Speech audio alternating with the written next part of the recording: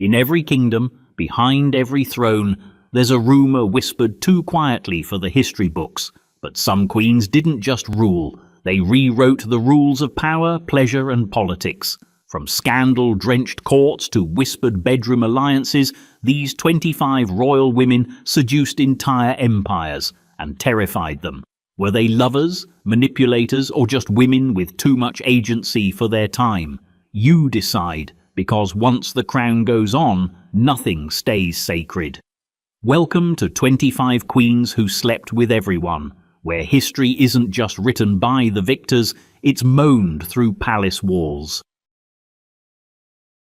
Before we dive in, hit that subscribe button so you don't miss the next descent into history's shadowy back rooms. And while you're here, drop a comment. Where in the world are you watching from? And what time is it right now? Midnight in Manila? 3 a.m. in New York? We want to know who's wide awake with us, wandering through royal scandals the textbooks tried to forget. 1. Catherine the Great, Russia. By the time she became the Great, Catherine was already the empress of rumors. They followed her like powdered perfume, lingering long after the last flick of her fan. Whispers curled around the corners of court corridors, attaching themselves to candlelight and keyholes. Some were scandalous, some were absurd, some were maddeningly both. But one thing was certain, Catherine of Russia didn't just inherit an empire, she seduced it into modernity. And in doing so, she earned a reputation that no amount of enlightenment could sanitize. Let's be clear about something from the start. Catherine the Great didn't die having sex with a horse. That's propaganda. French propaganda, to be specific, whispered by men who never forgave her for being a woman with ambition and an army.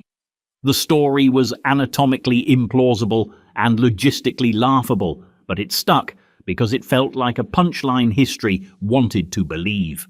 After all, who else but a woman in power would be accused of something so grotesque, not because she did it, but because she dared to do everything else?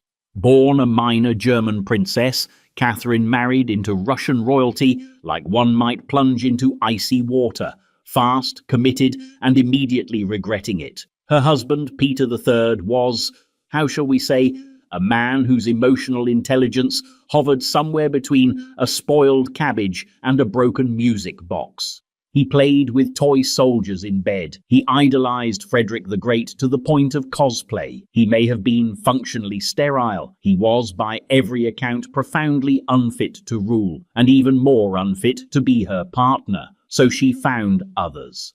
The list of Catherine's lovers reads less like a scandal sheet and more like a resume for 18th century emotional support. Officers, diplomats, poets, all chosen not just for their bodies, but their usefulness. There was Sergei Saltykov, the supposed father of her first child, Grigory Orlov, who helped her overthrow her husband, Grigory Potemkin, the man who possibly married her in secret, and definitely organized her lovers after him like a military campaign. Catherine didn't just take lovers, she gave them pensions, promotions, and country estates. She curated them like paintings, then moved on when the composition no longer suited the frame, and for each affair, Russia flourished. This is the inconvenient truth that made her enemies so creative with their slander. Catherine ruled. She expanded the empire by 200,000 square miles, modernized its administration, patronized the arts, corresponded with Voltaire, and flirted with the idea of ending serfdom before realizing that serfs were more politically useful when left suffering. She was enlightened, sure, but not naive. She played philosopher queen in the salons, but in the back rooms she was pure strategist. Still, the court gossips obsessed over her libertinage, a word they used to mean woman who controls who she sleeps with. Her bed became a proxy battlefield for power, and the more she ruled like a man, the more rumors tried to feminize her downfall. They said she had erotic furniture, chairs carved into obscene shapes, rooms decorated for decadent rituals. They said she maintained a secret passage from her bedroom to her lover's chambers. They said her lovers were replaced as quickly as she replaced ministers, which, to be fair, might have been true in both cases. But maybe the most unsettling thing about Catherine's story isn't the sex, it's the competence. She ruled for 34 years, longer than any female leader in Russian history. She was intelligent, practical, emotionally brutal when necessary, and privately sentimental when no one was watching. She could pen treaties and theatre reviews with equal elegance, and she knew, perhaps better than any of her Enlightenment pen pals, that power was never clean and always personal. Yet her legacy, for centuries, was reduced to innuendo and myth. That's how history disciplines women who do too much. It rewrites them as jokes. But the empire she left behind wasn't laughing. It was larger, richer, and paradoxically more fragile, because it had been propped up for decades by the singular will of one woman. A woman who knew that seduction was not a sin when survival depended on it. A woman whose greatest lover may have been Russia itself. And speaking of women rewritten by scandal, the next one didn't just have lovers. She had one so powerful, people whispered that he ruled the kingdom in her name. His name wasn't her husband, it was her alleged soulmate, and some say her children's true father. 2. Marie Louise of Parma, Queen of Spain. If Catherine the Great seduced an empire, Marie Louise of Parma was accused of being seduced by everyone but it. She was not Russian, nor particularly great. She was not brilliant in letters or beloved by Enlightenment philosophers. But in the swirling vortex of Bourbon Spain, where court life was equal parts opera and inquisition, she became the leading lady of a quiet scandal that shaped a crumbling empire. And she did it with pearls, powdered hair, and a man named Manuel de Godoy always 2 steps behind her, and sometimes not behind her at all. Marie Louise's story is, in essence, the story of a woman trapped in the decaying architecture of monarchy, trying, failing, and then apparently deciding to make the best of it by scandalizing half of Europe. She married Charles IV of Spain, a man so unremarkable that historians frequently forget to describe him at all. If they do, it's to note that he liked clocks, dogs, and hunting, not necessarily in that order. He was a monarch with the energy of a taxidermy exhibit, quiet, gentle, and deeply uninterested in ruling. Unfortunately for Spain, it needed a ruler, and unfortunately for Marie Louise, it needed one too. So in walked Manuel de Godoy. Godoy was not royal. He was a soldier, then a courtier, then somehow the Prince of the Peace. He rose to power through the kind of mysterious momentum that makes historians sweat. No official record of brilliance, no obvious qualifications, just a glimmer of charm and a royal wink that turned into political fire. And at the center of his miraculous ascent stood Marie Louise, smiling, scandalized, and possibly orchestrating the entire thing. The court called him her lover. The church called her a disgrace. The gossips whispered that many of her children bore Godoy's profile, not her husband's. Paintings were studied like paternity tests. One ambassador wrote that she ruled Spain through her bedroom, while another claimed she ran the court like a brothel dressed in lace. But like all royal scandals, the truth is buried under a velvet avalanche of propaganda and projection. What we do know is that Godoy was elevated faster than anyone in Spanish history, and Marie Louise was his most ardent defender. She insisted on his promotion, protected him from enemies, and travelled with him in ways that made privacy more of a suggestion than a practice. Whether or not she loved him, or simply used him as a political prosthetic, is the kind of question history loves to ask but can never answer. What we also know is that Spain, under their combined influence, fumbled its way into disaster. It was Godoy, backed by the Queen, who steered Spain into ill-fated alliances with France, first against the British, then against Napoleon, and then against logic itself. In trying to preserve Bourbon dignity, they essentially handed Spain over to foreign invasion. And as the empire fell apart, so did the monarchy. The people blamed Marie-Louise, not for the wars necessarily, but for the man who seemed to cause them. By the early 1800s, the country was boiling. The Spanish people despised her. Caricatures depicted her as grotesque, oversexed, a monstrous queen with Godoy dangling from her skirts. Pamphlets called her a foreign whore. Riots demanded her removal. And in 1808, they got their wish. Charles IV was forced to abdicate, and Marie-Louise, along with her king and her so-called lover, was exiled like a trio of operatic villains written out of the final act. They lived out their days in obscurity, bouncing between European courts, whispering about restoration and reminiscing about the smell of Spanish cedar in royal chambers. Godoy never regained power. Marie-Louise never regained reputation. She died in Rome, far from the palace she once commanded, remembered not for policy or elegance or diplomacy, but for who she may or may not have taken to bed.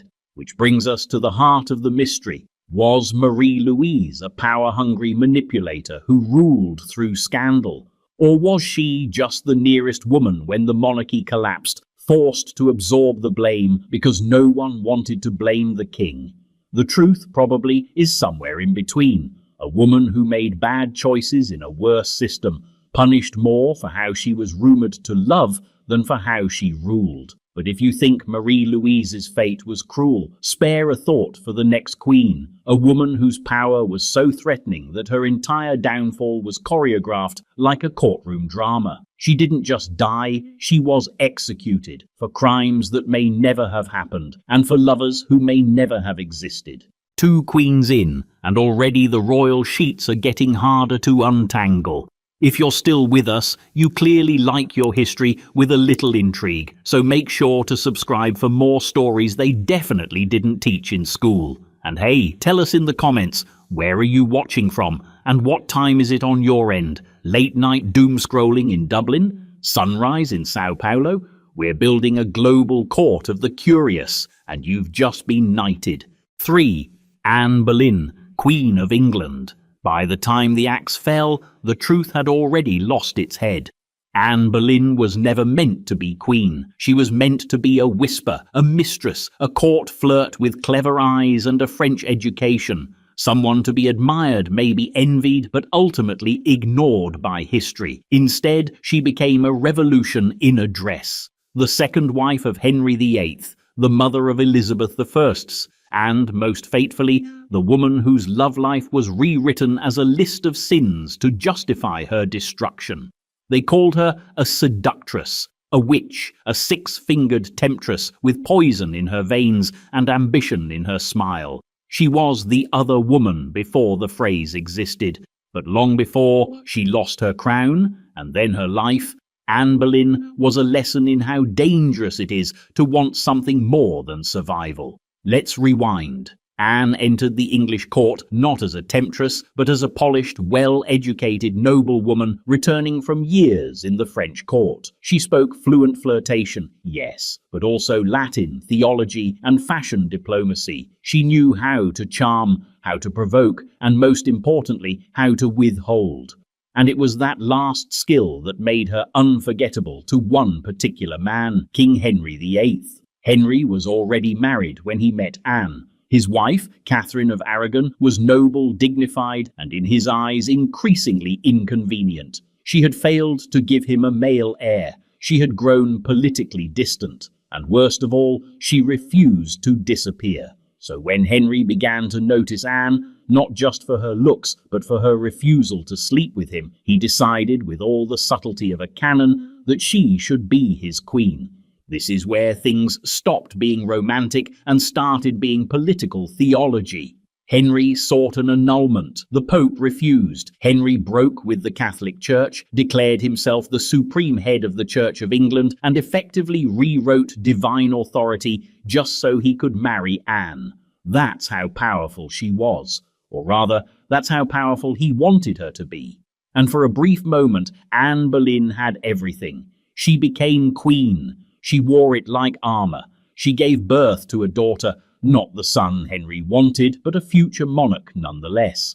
She engaged in debates, influenced court appointments, funded humanist causes. She was clever, opinionated, and far more politically involved than a Tudor queen was supposed to be. And that, predictably, began to wear thin. Henry's love cooled, the court turned, Anne became inconvenient, a reminder of broken promises and missing heirs. And in Henry's world, inconvenience was treason. So the rumours began. They said she had lovers. Not one, not two, but 5, including her own brother. The charges were explosive: adultery, incest, conspiracy to kill the king. No evidence was necessary, only signatures. The accused men were arrested, tortured, executed. Anne was brought to trial in a performance of legal theatre so flimsy it barely pretended to be real. She defended herself with wit and grace, which only made things worse. A woman who didn't cry? Dangerous. A woman who answered calmly? Guilty. She was sentenced to death. On the day of her execution, she wore a red petticoat and a grey gown, Tudor for "look me in the eye." She gave a short speech praising the king, asking for prayers and maintaining her dignity. She was beheaded by a French swordsman, specially imported for the occasion, an ironic courtesy given the nature of the charges. And just like that, the Queen was gone. But her story was not. Anne Boleyn has been remembered in fragments as a martyr, a villain, a feminist icon, a pawn. Her sexual reputation became the hinge on which her entire life story swung. Did she really have those affairs? Probably not. The evidence was laughably flimsy, even by 16th century standards. But she was a woman in power. She was no longer useful, and the best way to erase a powerful woman in a patriarchal court was to rewrite her as a cautionary tale. But here's the real twist. Her daughter, Elizabeth, would grow up to become one of the most formidable monarchs in European history. A woman who ruled alone, who never married, who turned every rumour into a myth of invincibility. Which makes you wonder, maybe Anne didn't die in vain. Maybe the daughter inherited more than the crown. Maybe she inherited the grit to wear it differently. And if Anne Boleyn's fall was a warning shot in the Tudor bloodbath, the next queen didn't dodge it. She followed in Anne's footsteps, literally, in marriage, in scandal, and in the silent walk to the scaffold. But unlike Anne, this queen never stood a chance. She was young, naive, and already broken before the accusations ever arrived. 4. Catherine Howard, Queen of England. Catherine Howard was about 15 years old when the chessboard was already set, and she didn't even know she was a pawn. By the time she became queen, she was surrounded by masks, courtiers with smiles like knives, an aging king desperate to recapture youth, and a family that treated her like a decorative offering to the altar of royal ambition. She had charm, yes. She had beauty, but in the Tudor court, those were often fatal attributes. And Catherine had something else too, a past, or, more accurately, a collection of whispered rumours and adolescent entanglements that would later be weaponized into a noose disguised as justice. To understand Catherine's fall, you have to first understand the man she married. Henry VIII was on wife number 5. By the time he chose Catherine Howard, he was physically decaying, emotionally volatile, and politically insecure. The king, who once jousted for sport, now hobbled on an ulcerated leg, cloaking bitterness in velvet.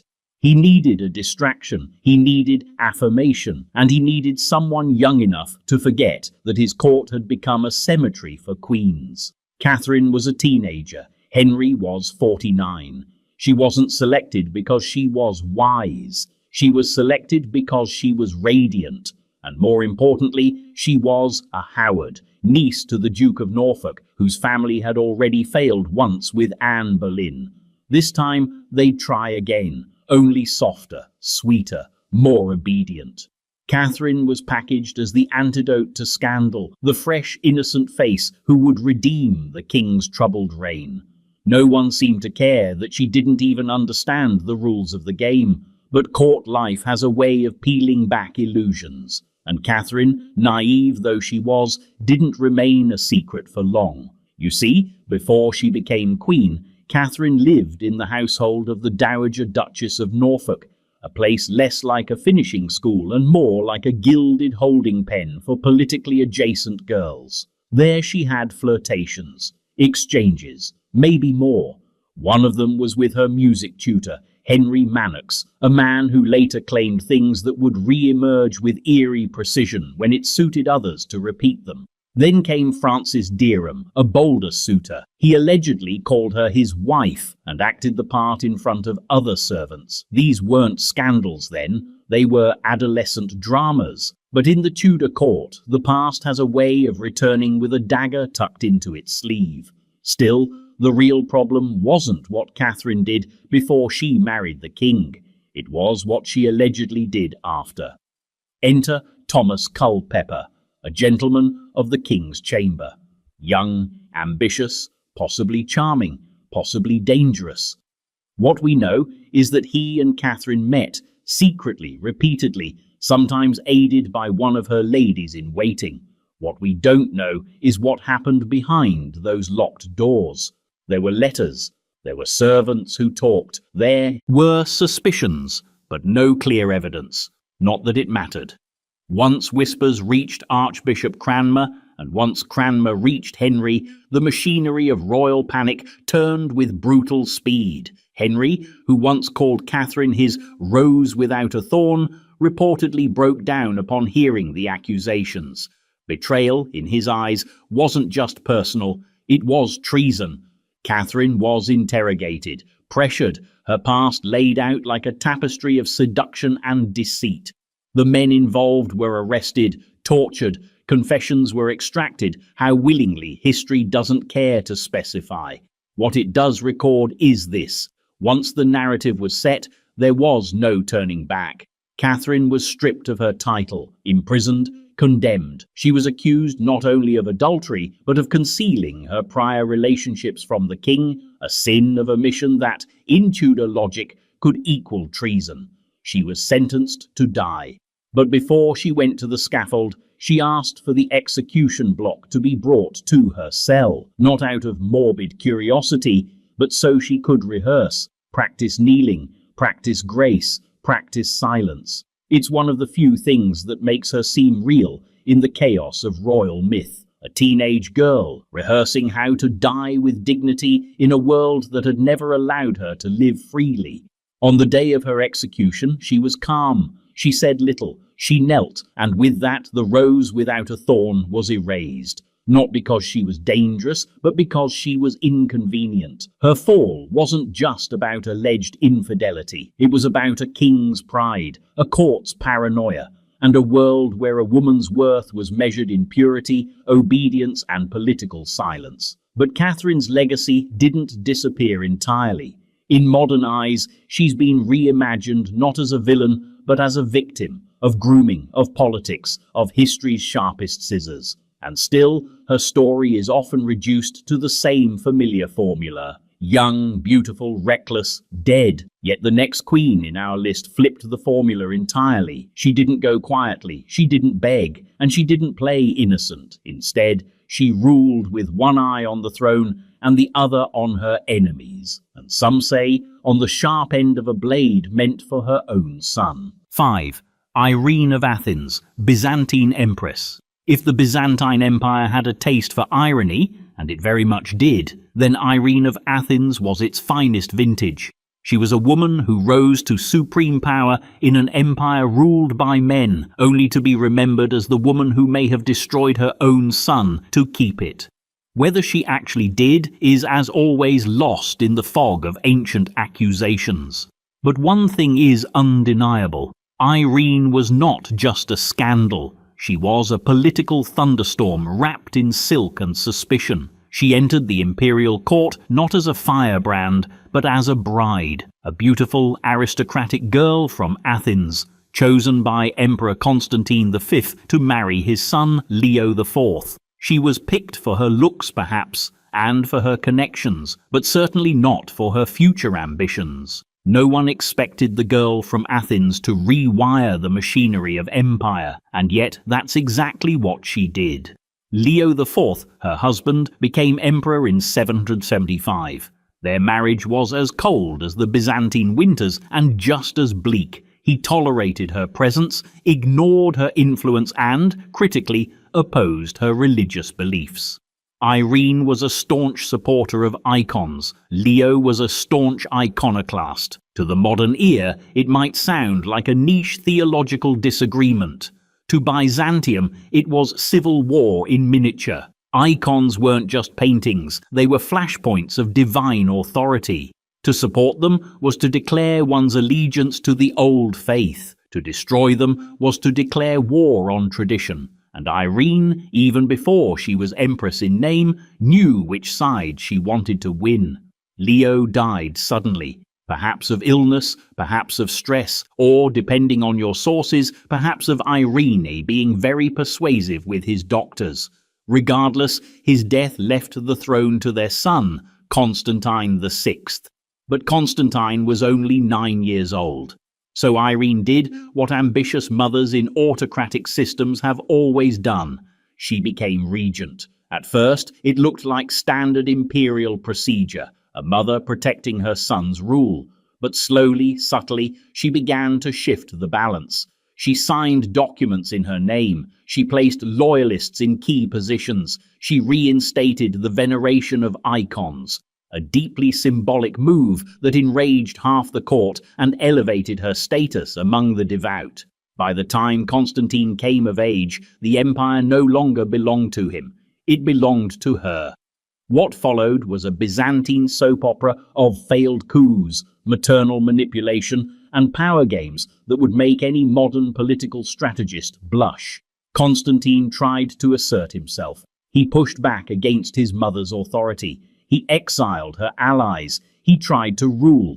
And for his troubles, he got exactly what every son of a reigning empress should fear: public humiliation, mass desertion by his troops, and finally, an arrest. Then came the infamous part. In 797, a group of palace guards, loyal to Irene, allegedly carried out a plot to ensure Constantine would never reclaim the throne. The Suis method: mutilation, specifically an act that would make him unfit to rule under Byzantine law. Some historians say Irene gave the order directly. Others say she merely looked the other way. Either way, the result was the same. Her son was removed from power, and she became the first woman to rule the Byzantine Empire in her own name, not as regent, not as consort, but as Basileus the Emperor. Yes, emperor, not empress. Irene used the masculine title because the feminine didn't carry the same weight. She ruled for 5 years, negotiating with foreign powers, stabilizing internal factions, and commissioning new works of art and architecture. But power in Byzantium was never permanent, and hers was always balanced on a knife's edge. In 802, she was overthrown in a bloodless coup led by her own finance minister. The reason? Not cruelty, not corruption, but financial mismanagement, and more insidiously because her gender remained a liability. Irene died in exile, alone, on the island of Lesbos. Not exactly poetic justice, more like imperial footnote. But her legend lived on, refracted through centuries of religious politics and historical misogyny. Was she a saint who saved the icons, a tyrant who betrayed her son, or a cunning political survivor in a world that never forgave women for ruling well? The truth is likely all of the above.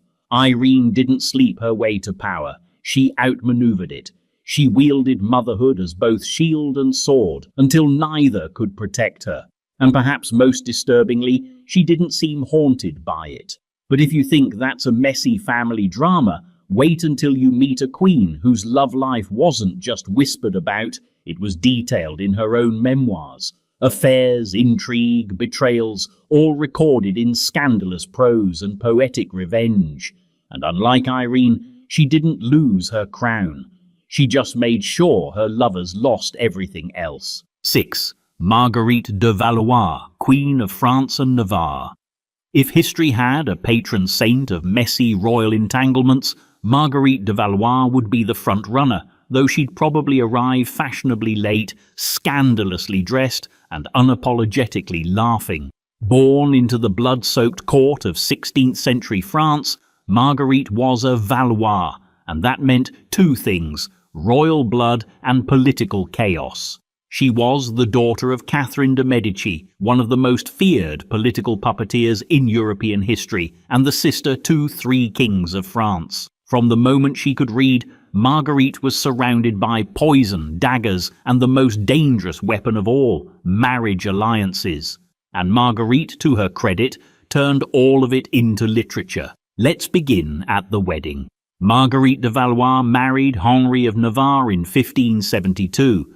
He would later become Henry IV of France, but at the time he was a Protestant prince marrying a Catholic princess in one of the most volatile religious climates Europe had ever seen. The wedding was supposed to be a peace treaty, a symbol of unity between Protestants and Catholics. Instead, it became a countdown to massacre. 6 days after the ceremony, the St. Bartholomew's Day massacre erupted. Thousands of Protestants were slaughtered in Paris, and Marguerite, she was caught in the middle, literally sheltering Protestant allies in her own bedchamber while her family orchestrated killings outside her door. She later wrote that she had to throw herself between attackers and her husband to save his life. This is not your average honeymoon story, but Marguerite's real legend began after the blood dried. Her marriage to Henry of Navarre was, by all accounts, a political arrangement with all the warmth of a hostage negotiation. He had mistresses, she had lovers. They lived mostly apart, but what made Marguerite scandalous wasn't the fact that she had extramarital affairs. It was that she had them openly, strategically, and, most blasphemously of all, without shame. She conducted relationships with nobles, courtiers, poets, and soldiers. Her lovers often found themselves rewarded with titles, land, or banishment, depending on the mood of the court. Her bedroom became a revolving door for rumors and a battlefield for reputations. She wasn't discreet. She was deliberate, and that's what made her dangerous. In a world where queens were supposed to be vessels of virtue, Marguerite became a vessel of agency. Her sexual independence wasn't merely personal, it was political. Every affair was an alliance, every flirtation a power play, and that made her a threat to both her husband and her mother. Eventually, her enemies caught up to her. By the 1580s, Marguerite had become too independent for comfort. Her political alliances were erratic, her love life too public, and her marriage essentially dead. She was arrested, exiled, and imprisoned in the fortress of Usen. Most royal women would have faded into obscurity at this point. Marguerite wrote a memoir. Published decades later, Memoirs of Marguerite de Valois is part confession, part revenge, and all spectacle. In it, she names names, relives affairs, recounts betrayals, and describes life at the French court with the clarity of someone who survived a haunted house and decided to turn it into a stage play. She portrays herself not as a victim, but as a witness. Not as a scandal, but as a strategist who outlived nearly everyone who tried to destroy her. And she did. She outlived her mother, her brothers, her political enemies, and even her estranged husband. Eventually, she was allowed back to court. Her reputation, once in ruins, was retrofitted into something akin to eccentric nobility. She hosted salons, adopted the fashion of the day, and remained a curious mixture of scandal and sympathy until her death. But what makes Marguerite's story compelling isn't just her resilience. It's her refusal to let history define her by its favorite weapon, shame. She had affairs, yes, but she also survived assassination plots, religious purges, political exile, and the chronic misogyny of a court that wanted her silenced. She made mistakes, she made enemies, she made history, and unlike many royal women accused of promiscuity, she got the last word, literally, in print, in her own voice. Which brings us, fittingly, to another queen who also had enemies, lovers, and secrets, though hers were written not in memoirs, but in murder plots and mysterious alliances. She ruled a stormy Scotland and left behind a trail of broken promises, political corpses, and the most suspicious royal marriage in British history. 7. Mary, Queen of Scots. Mary, Queen of Scots, didn't just marry badly, she made an Olympic sport of it. Her life was a swirling epic of betrayals, political misfires, and romantic disasters so dramatic they make Shakespeare look like a subtle documentarian. She was crowned as an infant, widowed as a teenager, imprisoned as a queen, and executed as a traitor. And through it all, her love life became both the axis and the accelerant of her undoing. It wasn't just who she slept with, it was who she trusted and who she let too close, too soon, with too much power in their hands. Born in 1542, Mary became Queen of Scotland when she was just 6 days old. 6 days! The crown was practically still warm from her father's head. And from the beginning, her life was more political object than personal journey. She was shipped to France for safekeeping, betrothed to the heir of the French throne, and raised to become the most polished Catholic princess Europe had to offer. She married the future King Francis II, became Queen of France for a blink, and then, just as suddenly, became a widow at 18. France let her go. Scotland called her home. And Mary returned not as a girl, but as a glittering figure of mystery, foreign-educated, fluent in French politics and Italian fashion, and Catholic in a land that was veering uncomfortably Protestant. She was elegant, witty, and by many accounts, charming to the point of distraction. But charm doesn't cancel out suspicion, and Scotland, battered by years of noble infighting and Reformation chaos, was not looking for a queen with flair. It was looking for a reason to rebel. Mary gave them several. Her first mistake, she married Lord Darnley. Henry Stuart, Lord Darnley, was tall, attractive, and exactly the wrong kind of ambitious.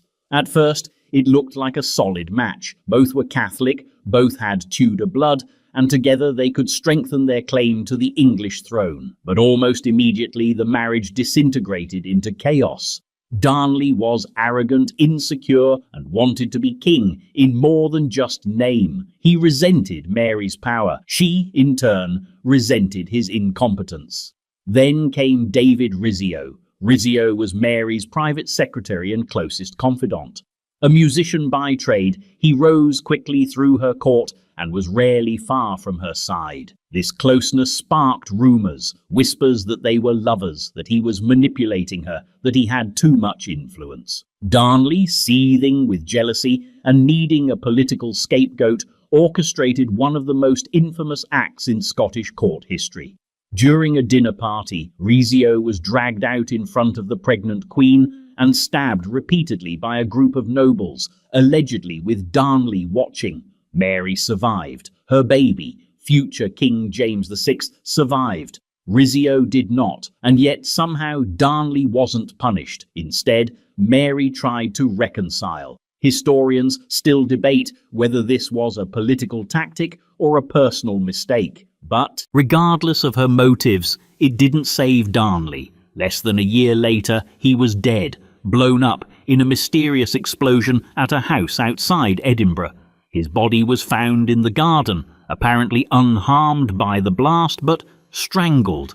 Subtle it was not. The prime suspect? James Hepburn, Earl of Bothwell, and here's where the story hits a narrative cliff. Just weeks after Darnley's suspicious death, Mary married Bothwell, the man suspected of murdering her husband. The scandal was immediate and deafening. Some said she was in love. Others claimed she was coerced. Some believed she was complicit. Others thought she was simply outmaneuvered. The only certainty was that the marriage destroyed her reputation. Scotland turned against her. Nobles rebelled, armies rose. Mary was imprisoned, forced to abdicate, and replaced by her infant son. Bothwell fled the country and eventually died in a Danish prison, reportedly mad. Mary fled to England, hoping for protection from her cousin Elizabeth I. Instead, she got 19 years of captivity and a trial that ended in execution. But here's the thing.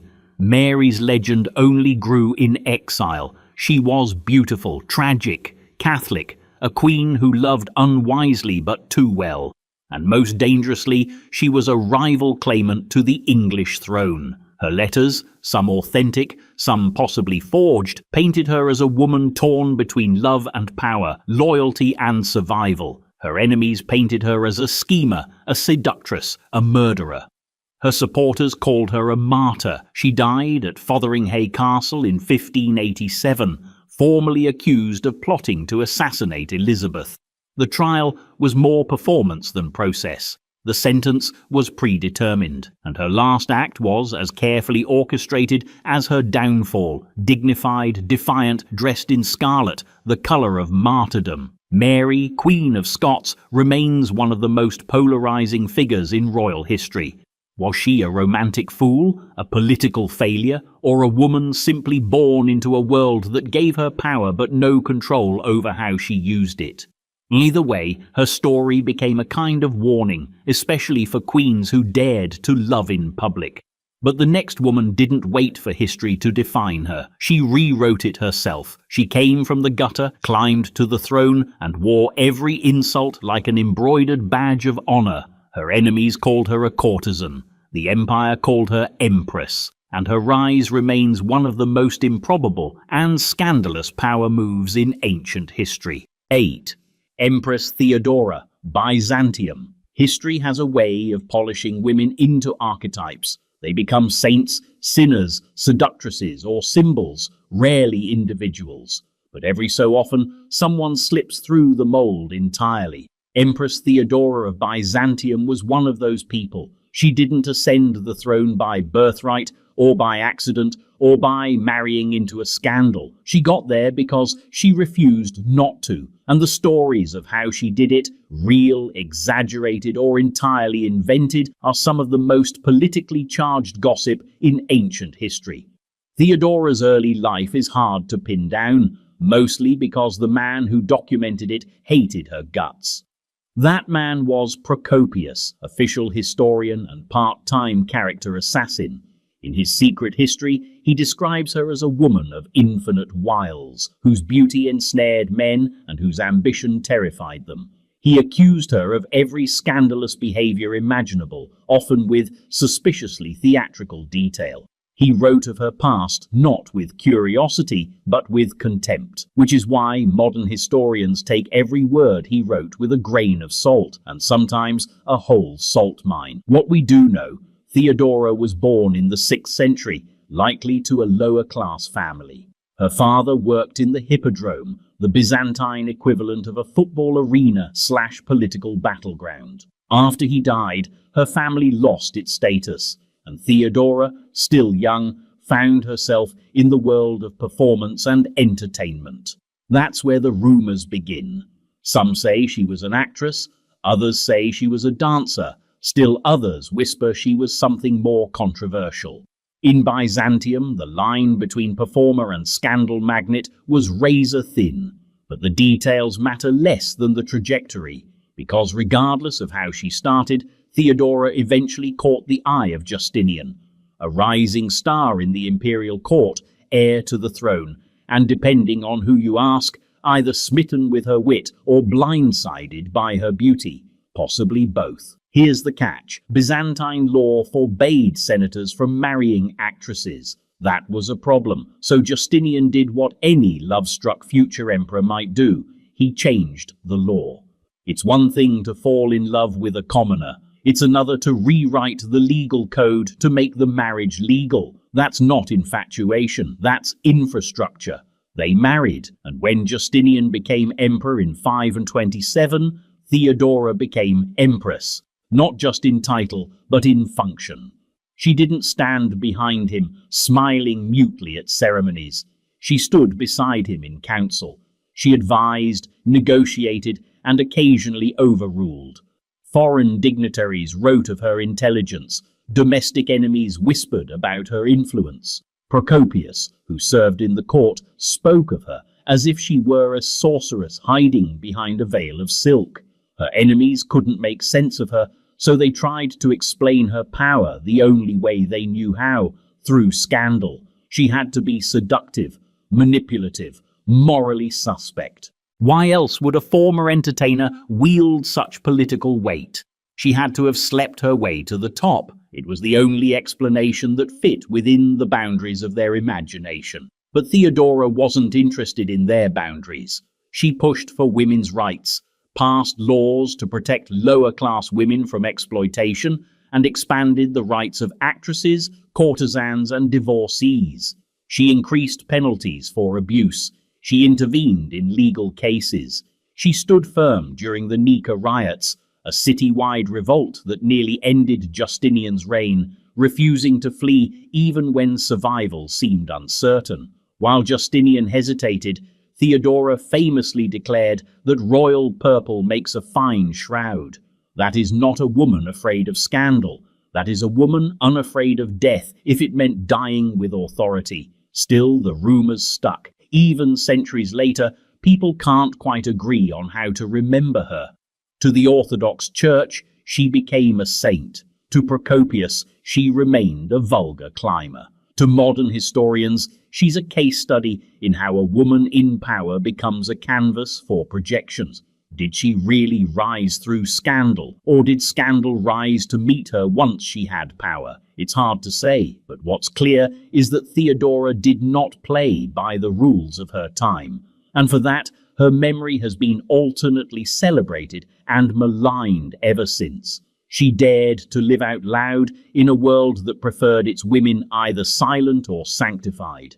She was neither, and she paid for that with a legacy that's still being debated 15 centuries later. But if Theodora weaponized her past to rewrite her future, the next queen on our list did something even stranger. She allegedly turned the entire royal court into a honey trap of flirtation, espionage, and intrigue. Some say she sent lovers as spies. Others say she merely understood that lust was often more persuasive than loyalty. Either way, she never held the throne herself, but she held every man who sat on it in the palm of her gloved hand. 9. Catherine de' Medici, Queen Consort, Regent of France. Catherine de' Medici didn't need a crown to rule France. She wore patience like armor, ambition like perfume, and used motherhood as her most strategic weapon. And while other queens were condemned for a handful of lovers, Catherine was accused of orchestrating an entire court of them. Weaponized seduction turned statecraft. Whether it's true or not is beside the point, because in the French court, the truth was often less powerful than a well-placed rumor, and Catherine knew how to plant them like roses, with thorns carefully tucked just out of sight. Born into the formidable Medici banking dynasty of Florence in 1519, Catherine was never supposed to be France's puppet master. She was orphaned young, imprisoned during political upheaval, and later married off to Henry, Duke of Orleans, who would eventually become Henry II of France. The marriage, politically useful, was personally barren. For 10 years she failed to produce an heir, and in a royal court, infertility wasn't a private matter. It was national emergency disguised as gossip. To make matters worse, Henry had a mistress, Diane de Poitiers, not just a mistress, the mistress. Elegant, intelligent, and 20 years his senior. Catherine, meanwhile, was young, foreign, and considered culturally suspect. The Medici name, once powerful, carried the faint odor of Italian banking and papal politics, too Catholic for some, too mercantile for others. In short, she was tolerated, not embraced. But Catherine wasn't interested in court popularity. She was interested in survival and eventually in control. Once she began bearing children, 10 in total, though only 7 survived infancy, her position solidified.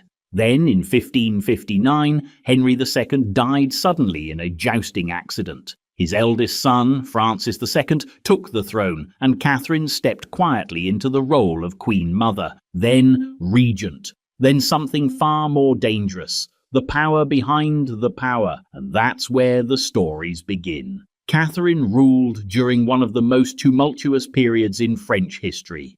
The wars of religion were tearing the country apart, Protestant Huguenots and Catholic loyalists at each other's throats. Her sons, Francis II, Charles IX, and finally Henry III, each wore the crown like it was made of broken glass. And Catherine, in the background, pulled strings, negotiated alliances, and tried desperately to keep France from collapsing into permanent civil war. But no one likes a woman who holds the leash, even when the dog is rabid. So her enemies gave her a nickname, the Black Queen.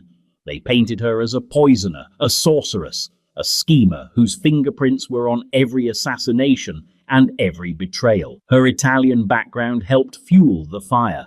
She was accused of introducing sinister foreign influences into the French court: alchemy, astrology, and most notoriously, sex as espionage. Which brings us to the Flying Squadron. According to legend, and perhaps a few creative ambassadors, Catherine created a corps of female courtiers trained in the arts of seduction. Their mission? To infiltrate rival political factions, extract secrets, and manipulate powerful men through pillow talk and charm.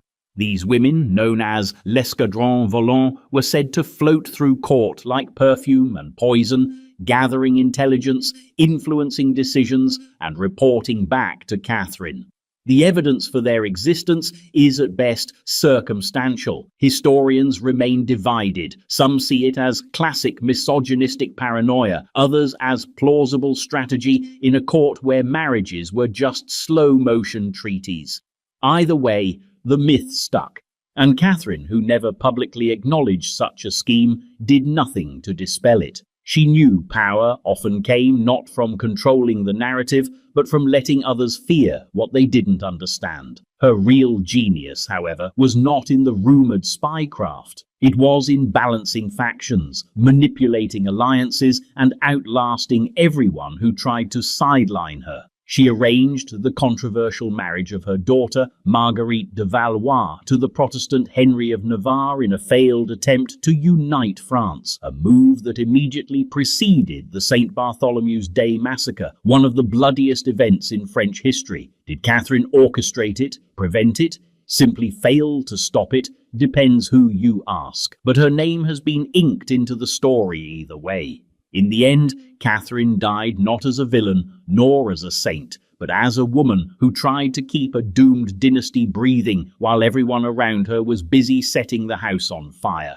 She wasn't loved, she wasn't trusted, but she was effective. And in a century where most queens were either figureheads or sacrificial pawns, that alone made her threatening. Her legend, like her court, remains full of half-truths and shadows. Was she the mastermind of a central spy network, or merely the scapegoat of a collapsing regime, her every move painted in darker tones because she dared to play the game better than most men? Either way, her reputation set a precedent that a woman who moved pieces behind the curtain was just as dangerous as the one who danced in front of it. And speaking of queens whose personal lives became political theatre, the next monarch didn't dabble in flirtation. She allegedly wielded obsession like a private scepter, and some say kept secrets in her drawing room that still spark arguments to this day. Because when a prim and proper queen starts surrounding herself with mysterious companions and unspoken arrangements, the question becomes, what's love and what's leverage? 10. Queen Victoria, Britain. For a queen so famously draped in black, Queen Victoria lived a life that was anything but colourless. She ruled for over 6 decades, lending her name to an entire era, Victorian, a word now synonymous with moral rigidity, social repression, and laced-up propriety. Yet behind the stern portraits and the endless mourning veils was a woman whose private life fascinated, scandalized, and confused her contemporaries. If history remembers her as the Empress of Restraint, it's only because it forgot to check the footnotes. Victoria came to the throne in 1837, just 18 years old and fresh out of a childhood marked by stifling control. Her mother and the infamous Sir John Conroy had micromanaged her existence under the so-called Kensington system, a joyless regimen that kept her isolated, monitored, and conveniently pliable. But the moment she became queen, Victoria did something rather unpliable. She banished Conroy and began to rule on her own terms. It was the first move in what would become a pattern of resisting control, even as she came to symbolize it. Then came Prince Albert, her cousin, her partner, her ideological opposite. Victoria proposed to him, a reversal of gender roles that set the tone for their complicated dynamic. Albert was everything Victoria was expected not to be: earnest, reform-minded, dispassionately intellectual. She, by contrast, was emotional, stubborn, and wildly expressive in her affections. Their marriage was passionate, at least according to Victoria's diaries, where she wrote with startling candor about her love for him. In public, they were the perfect picture of domestic monarchy. In private, Victoria was often the more emotionally intense of the two. They had 9 children, 9, and while the Victorian myth later canonized them as the ultimate moral couple, there were whispers even then, rumors of Victoria's obsessive devotion, of jealous outbursts, of a love so fierce it bordered on possessive. She relied on him not just emotionally, but politically. When Albert died suddenly in 1861, Victoria collapsed into a mourning so elaborate it became national policy. She wore black for the rest of her life, another 40 years. But here's where the story starts to twist. In the decades following Albert's death, Victoria didn't retreat into monastic silence. Instead, she began to surround herself with companions, intimate ones. And it's here that the image of the prudish widow queen starts to fall apart. First, there was John Brown, a Scottish servant, blunt, fiercely loyal, and by all accounts utterly uninterested in court etiquette.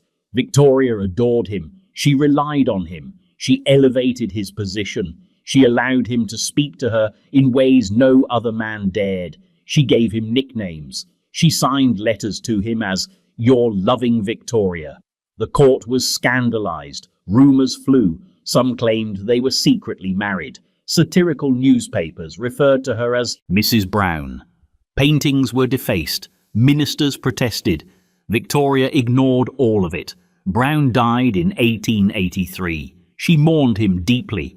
And then, almost immediately, another figure appeared, this time from a world even farther removed from the drawing rooms of Windsor. His name was Abdul Karim, a young Indian servant presented to her during the Golden Jubilee. Within months, he became the Munshi, her teacher in Urdu, her cultural guide, her personal confidant.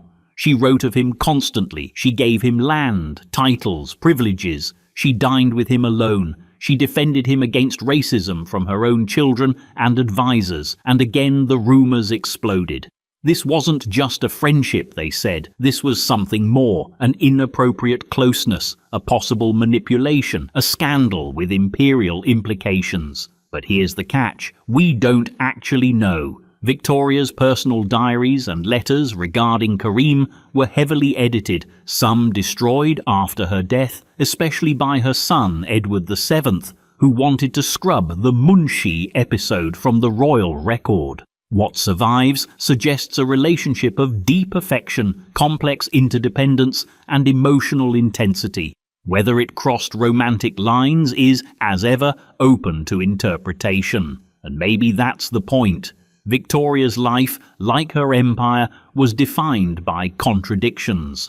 She ruled an age of sexual repression, but left behind documents full of longing and intimacy. She was a moral icon who defied political advisors for the sake of controversial companionships. She was a woman known for mourning, who surrounded herself with fiercely loyal male figures that the court never quite knew how to categorize. So, was Queen Victoria a passionate woman trapped in the machinery of propriety, or a master manipulator of image, constructing a public mourning mask to conceal a private life lived on her own terms?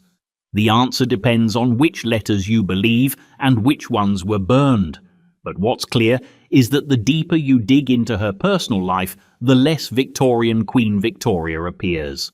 Behind the black dresses and porcelain portraits was someone far more human, conflicted, possessive, emotionally intense, and possibly quietly rebellious. And if Victoria's scandal lay in emotional intimacy hidden beneath propriety, the next queen wore her independence like a silk sari on the front page of Vogue. She didn't just flirt with power, she photographed it, drove it, shot tigers next to it, and smiled while doing it. To her admirers, she was elegance incarnate. To her critics, she was royalty gone rogue, and while the world watched in fascination, she lived the kind of life most queens were never allowed to even imagine. 11. Queen Gayatri Devi, India. If Queen Victoria cloaked her private life in the language of duty, Queen Gayatri Devi wrapped hers in silk, confidence, and a very fast jaguar. She wasn't born to scandal, but she certainly entertained it. Born in 1919 to a Bengali princess and a Maharaja of Cooch Behar, Gayatri Devi was royal from the cradle, and she wore it like a challenge, not a privilege. She was raised in Indian palaces and European boarding schools, fluent in French, English, Hindi, and the subtler art of being too sophisticated to care what anyone thought of her. While other royals perfected the art of looking regal, she learned how to ride, hunt, shoot, and say no. When she wanted something, she didn't wait for permission. She simply walked toward it, usually with the press watching. Which brings us to the scandal. If we're measuring by ancient European standards, where queens are only allowed scandal in the form of poetry or exile, Gayatri Devi was not scandalous. She was merely modern. In pre-independence India, however, that was more than enough. At the age of 12, she met the man who would later become her husband, Sawai Man Singh the Cent, the Maharaja of Jaipur. Tall, handsome, and already married, to 2 other wives as custom allowed, he was the closest thing India had to a princely movie star. He was athletic, cosmopolitan, and charming in that slightly untrustworthy way that powerful men often are. Gayatri Devi was smitten, but she was also calculating. This was not a fairy tale, it was a negotiation. Their courtship stretched for years. She wouldn't agree to marry him until he promised certain conditions, her own space, her own freedom, and a role in public life. He agreed. She became the 3rd wife, but in most ways, the first in everything that mattered. Public image, political influence, and the magnetic glamour that would make her one of the most photographed women in the world. Unlike most royal consorts, Gayatri Devi didn't disappear behind palace walls. She burst onto the public stage like a slow-motion explosion, appearing in Vogue, driving her own cars, wearing chiffon saris with pearls, hunting with a rifle, and giving interviews that made heads tilt and eyebrows lift. The British press adored her, so did the international fashion elite, and so did a confused post-colonial India still trying to decide whether it wanted its royalty quiet, reclusive, or abolished entirely. But Gayatri Devi didn't care about categories. She simply lived as if the boxes didn't exist. After independence, when princely states were merged into the Indian Republic, she reinvented herself yet again, this time as a politician. In 1962, she ran for parliament. Her party, the Swatantra Party, a right-leaning opposition to Nehru's Socialist Congress. Her platform?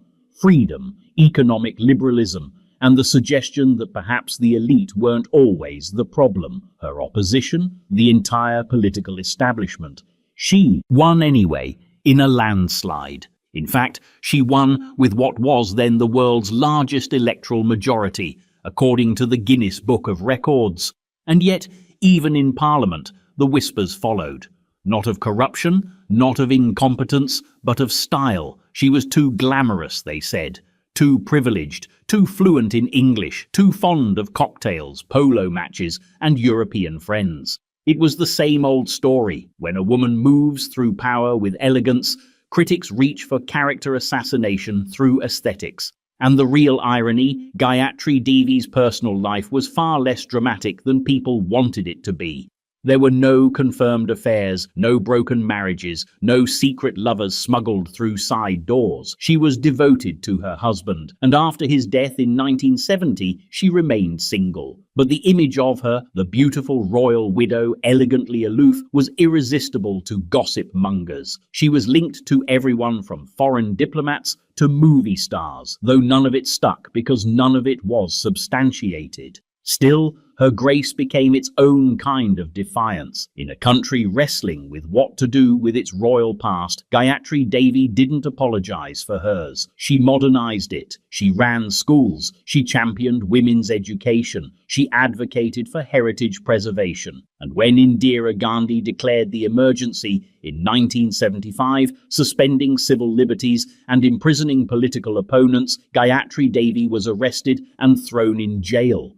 Even behind bars, she maintained her reputation. She didn't beg, she didn't break, she wore khadi instead of chiffon, ate prison food without complaint, and emerged 161 days later with her dignity and fan base intact. So was she scandalous? Not in the usual sense. She didn't have lovers falling at her feet or plots swirling around her name. But her independence was scandal enough. Her refusal to be quiet, to be conventional, to be anything but dazzling, that was the real threat. She redefined what royalty could look like in a democratic world. Not ornamental, not obsolete, but active, intelligent, and impeccably dressed. And yet, even a queen like Gayatri Devi, educated, powerful, beloved, could not escape the slow erosion of royal influence in a modernizing nation. The world moved on, monarchies became memoirs, and so did she.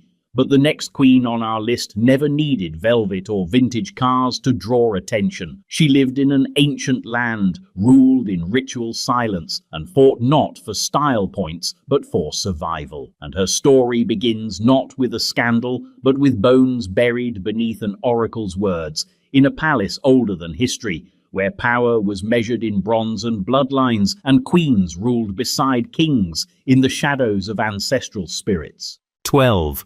Fu Hao, China Shang Dynasty. In the dusty silence of ancient Anyang, where oracle bones cracked over flames and ancestors whispered through tortoise shells, there lived a queen who broke every rule before history had time to write them.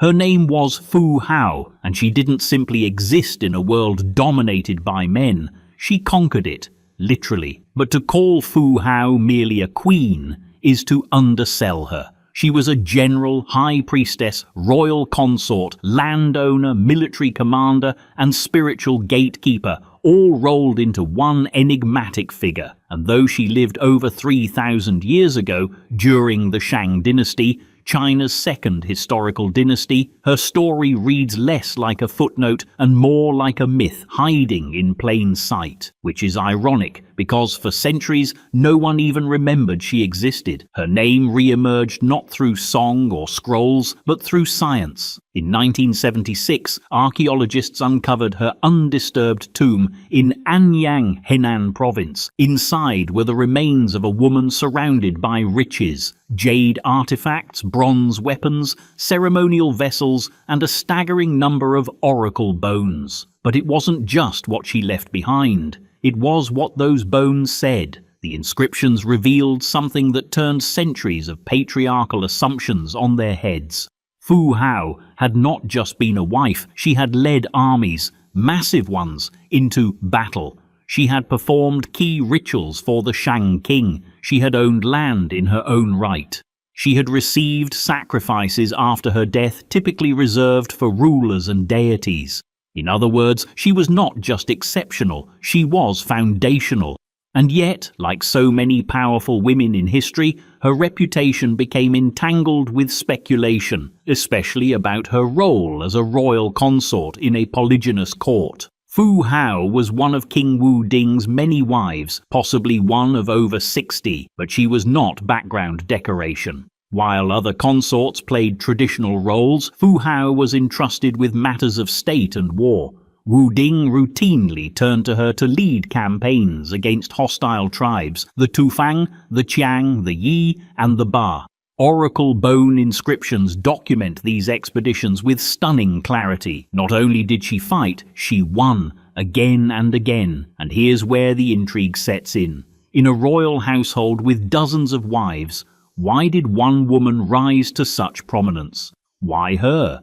And how did the other consorts, who were themselves likely part of noble lineages, respond to her ascent? Records remain silent, but the possibilities are tantalizing. Was she resented by her peers? Was her military prowess a threat to the palace's internal politics? Was her access to ritual power, the ability to speak to the ancestors, a source of tension? Or was she protected by the king's favor and her battlefield success? The historical vacuum invites the usual swirl of assumptions. Some historians speculate that her prominence might have caused jealousy or disruption in the palace. Others suggest that her unique skill set, equal parts military and mystical, made her indispensable.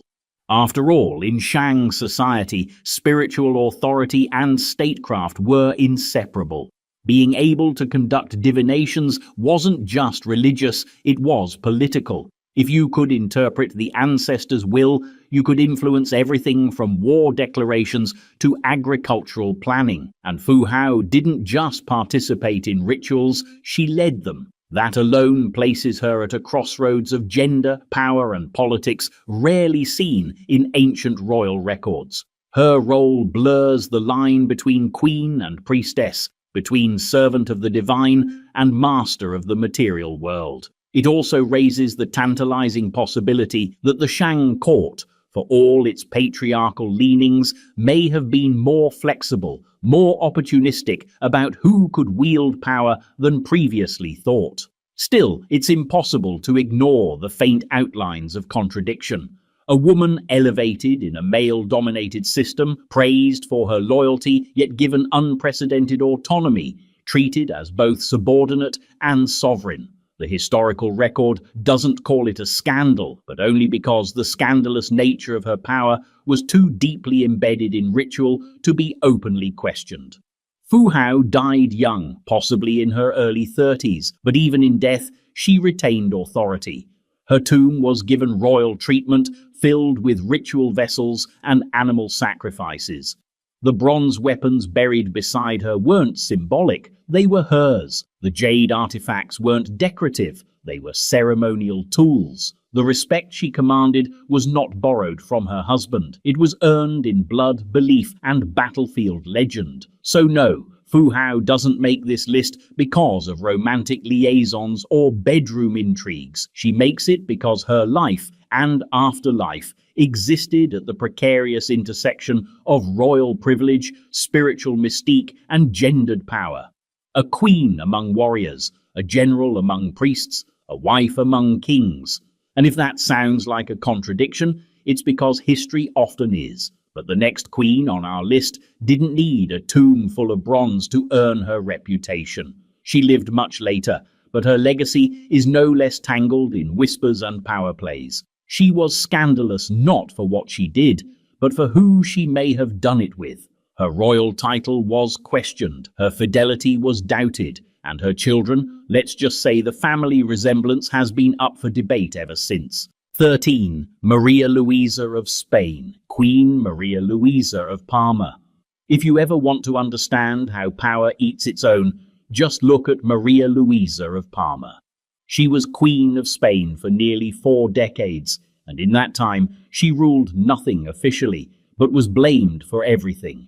And when history ran out of reasons to accuse her of political incompetence, it circled back to an old favorite: sex, alleged affairs, illegitimate children, scandalous influence over a handsome favorite. It's all there, embroidered in gossip, stitched into caricature, and preserved in the footnotes of scandal sheets disguised as royal chronicles. She was born in 1751, the daughter of the Duke of Parma and Princess Louise Elizabeth of France, which made her Bourbon royalty on both sides. In other words, destined for dynastic duty. At 13, she was married off to Charles IV of Spain, then just Prince of Asturias, and a man who would go on to redefine the phrase boring monarch.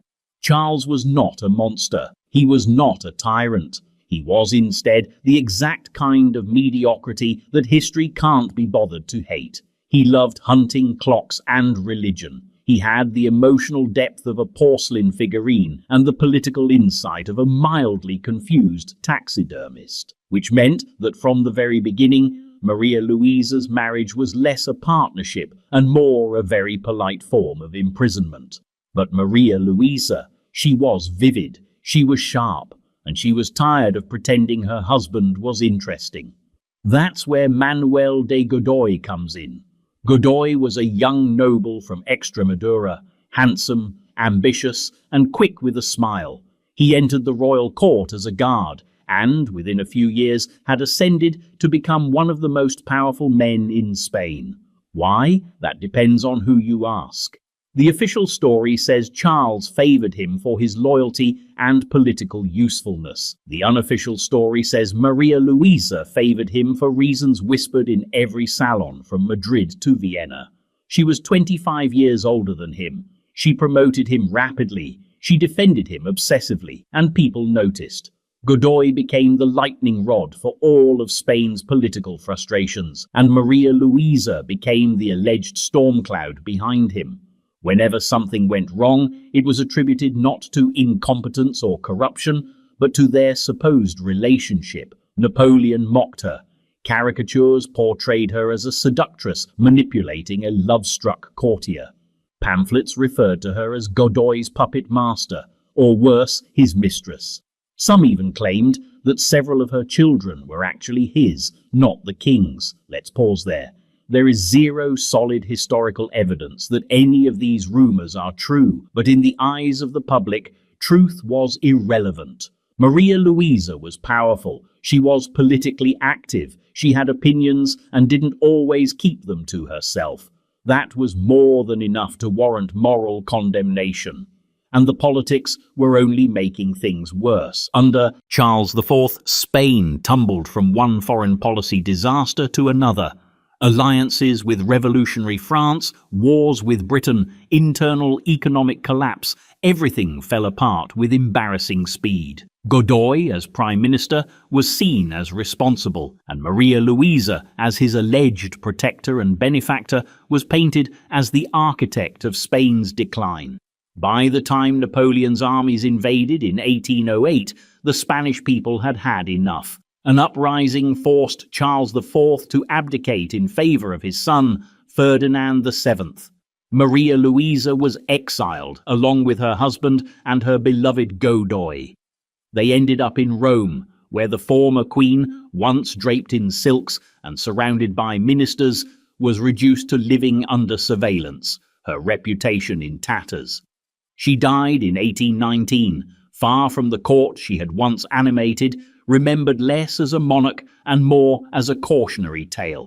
And yet, beneath the layers of rumour, a more interesting truth flickers. She was one of the few royal women of her time who dared to act as if power belonged to her. Not symbolically, not as regent, but actively, as a political agent with real preferences, real influence, and real loyalty. To her family, to her allies, and perhaps, yes, to a man who history still insists was more than just a friend. So, was Maria Louisa guilty of anything beyond bad taste in politics? Probably not, but she committed the ultimate royal sin. She refused to play the background, and for a queen in 18th century Europe, that was always going to be unforgivable. But if Maria Louisa's alleged scandal lay in her proximity to power, the next queen didn't hover behind the throne. She was the throne. She weaponized her love affairs with brutal precision, seduced entire empires, and still managed to make her name synonymous with allure and political manipulation. She didn't just survive the game, she redefined it. 14. Cleopatra II, Egypt.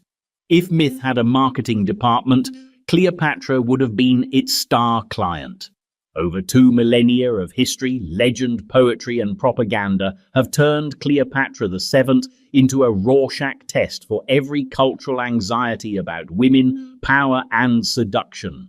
She has been remembered as a serpent, a sorceress, a sex symbol, a suicide icon, a manipulator, and a martyr. Rarely has she simply been remembered as what she was, the last active ruler of Ptolemaic Egypt, a shrewd political operator, and a woman who used every tool at her disposal: intellect, charisma, alliances, and yes, romantic entanglements, to delay the collapse of an ancient empire.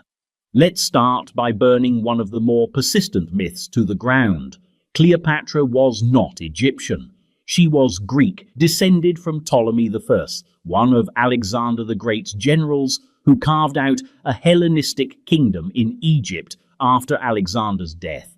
For 3 centuries, the Ptolemies ruled as a foreign elite, rarely bothering to speak the native language or assimilate to the culture they governed.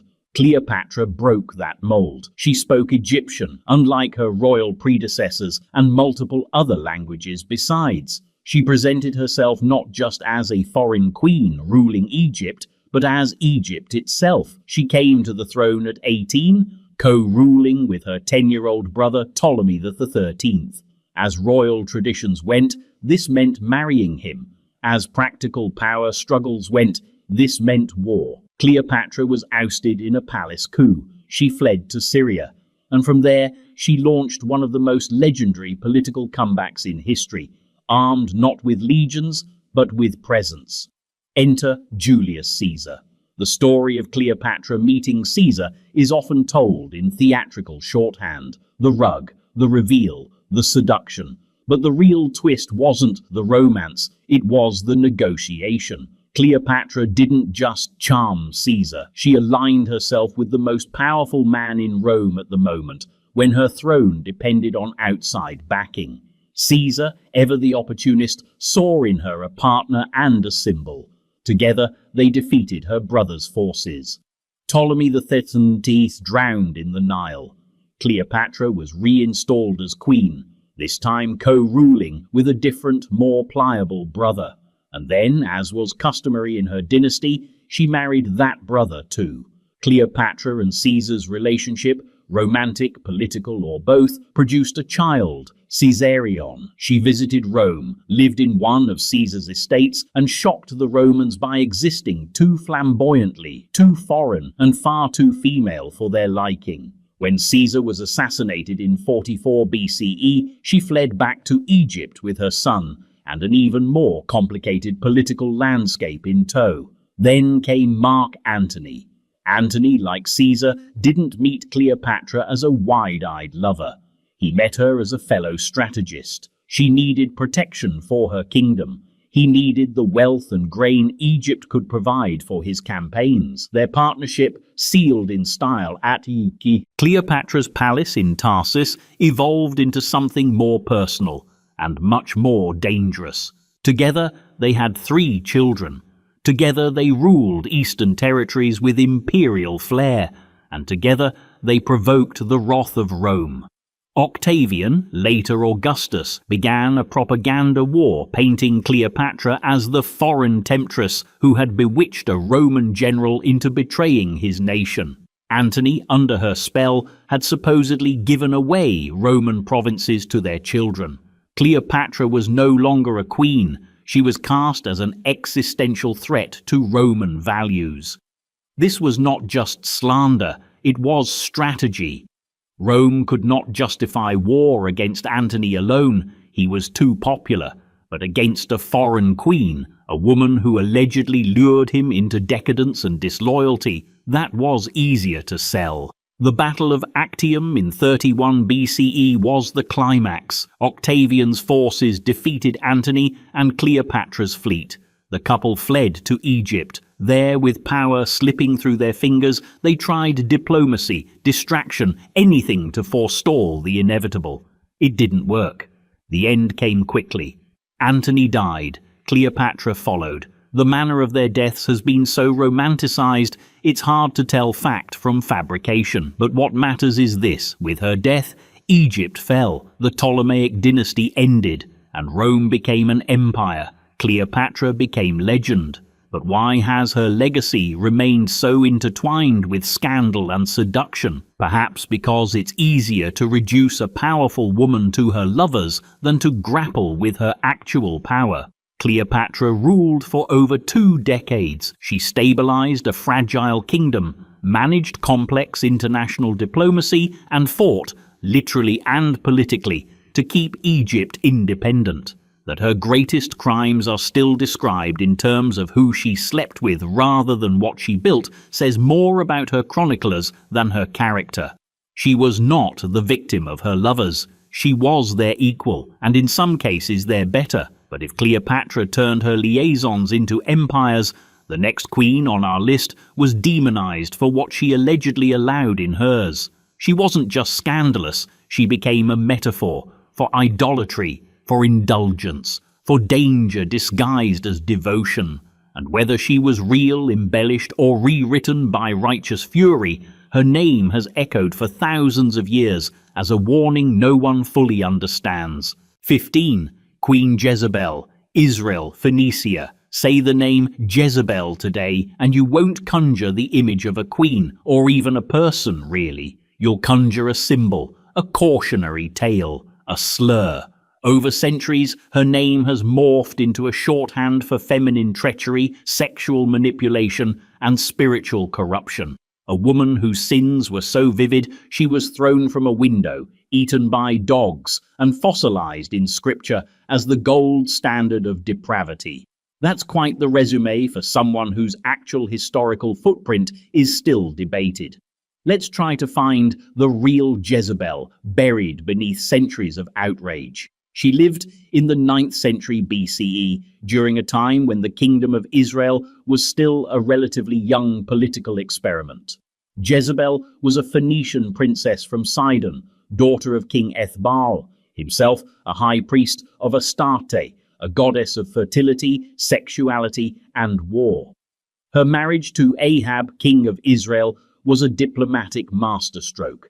The union brought trade, maritime influence, and foreign prestige, but it also brought friction, religious friction. Ahab was king of a Yahweh-worshipping kingdom. Jezebel was a priestess and patron of Baal and Asherah, Canaanite deities associated with storms, fertility, and nature. Her arrival in Israel wasn't just a royal exchange of vows, it was the arrival of an entirely different worldview, carried into the palace on gilded sandals. And this is where the trouble begins. Jezebel didn't merely tolerate her gods, she promoted them, aggressively. She sponsored Baal's prophets, built altars, supported pagan rites, and, according to the biblical narrative, persecuted the prophets of Yahweh. Most famously, she clashed with Elijah, the fire and brimstone prophet who called down divine fury like it was his personal calling card. The story goes that after Elijah humiliated Baal's prophets in a theologically charged showdown, Jezebel ordered him hunted. He fled into the wilderness. She remained in the palace. The portrait we get from the Book of Kings is not subtle. Jezebel is framed as a spiritual usurper, a foreign queen meddling in sacred affairs, a woman who not only corrupted her husband, but defiled the nation. She is accused of sorcery, deceit, arrogance, vanity, and murder. She is shown manipulating court politics, especially in the notorious case of Naboth's vineyard, where a man is executed on trumped-up charges so Ahab can seize his land. According to the narrative, Jezebel orchestrated the plot.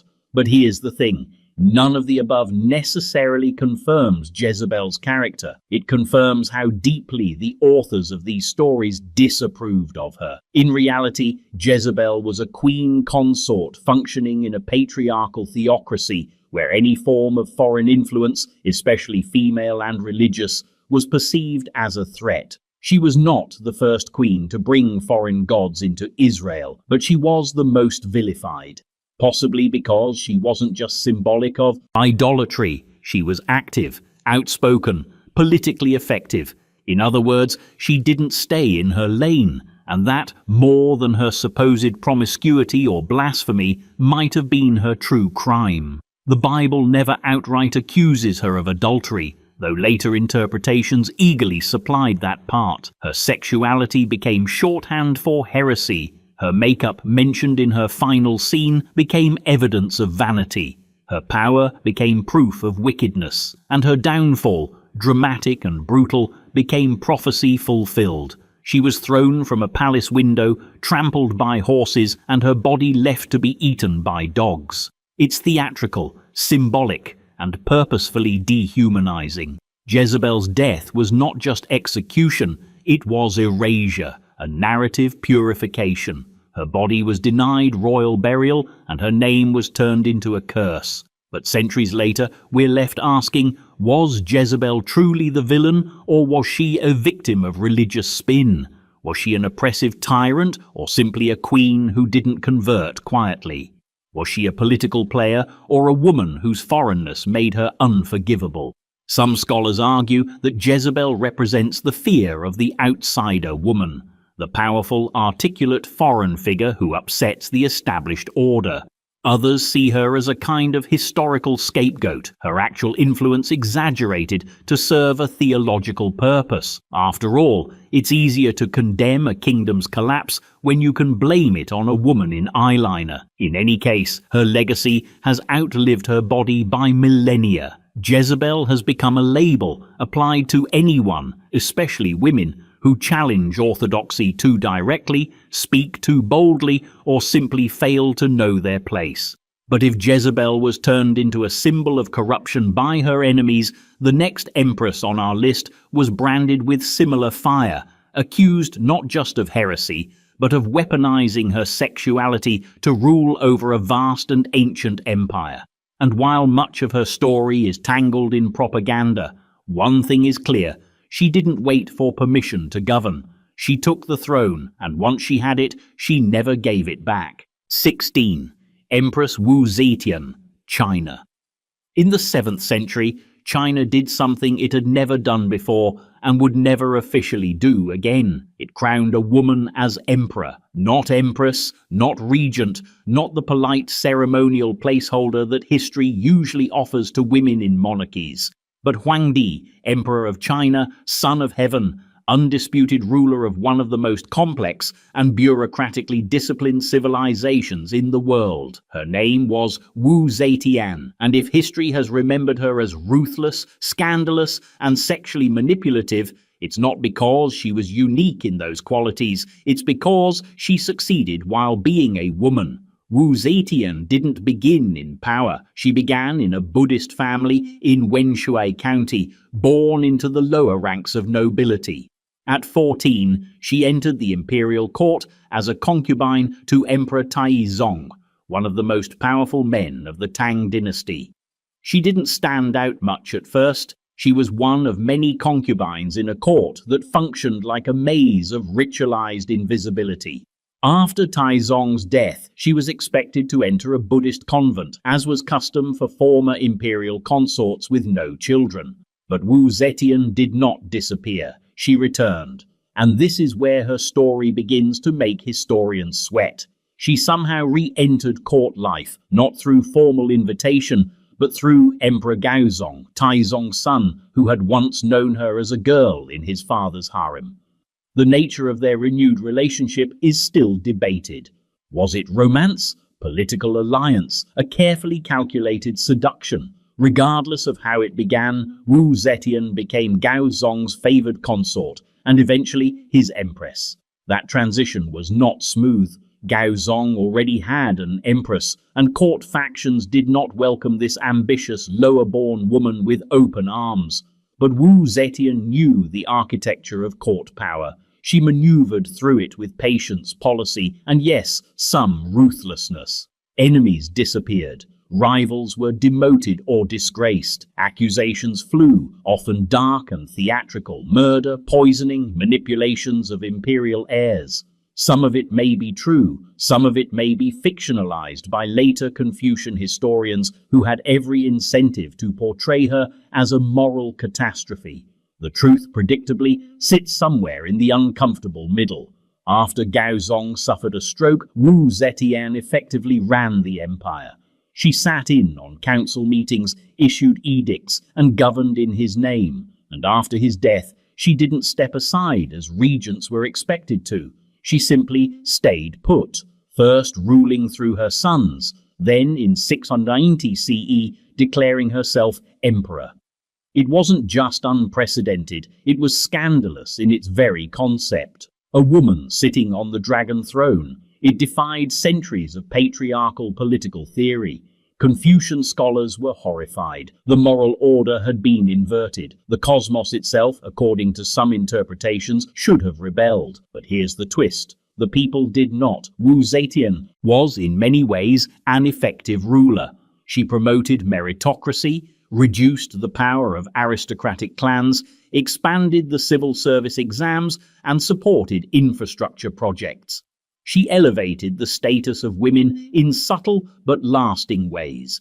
She used Buddhism to counterbalance Confucian resistance, sponsoring temples and aligning herself with divine prophecy. In fact, one of the more creative myths spread during her reign was that she was a reincarnation of Maitreya, the future Buddha, come to usher in a new era.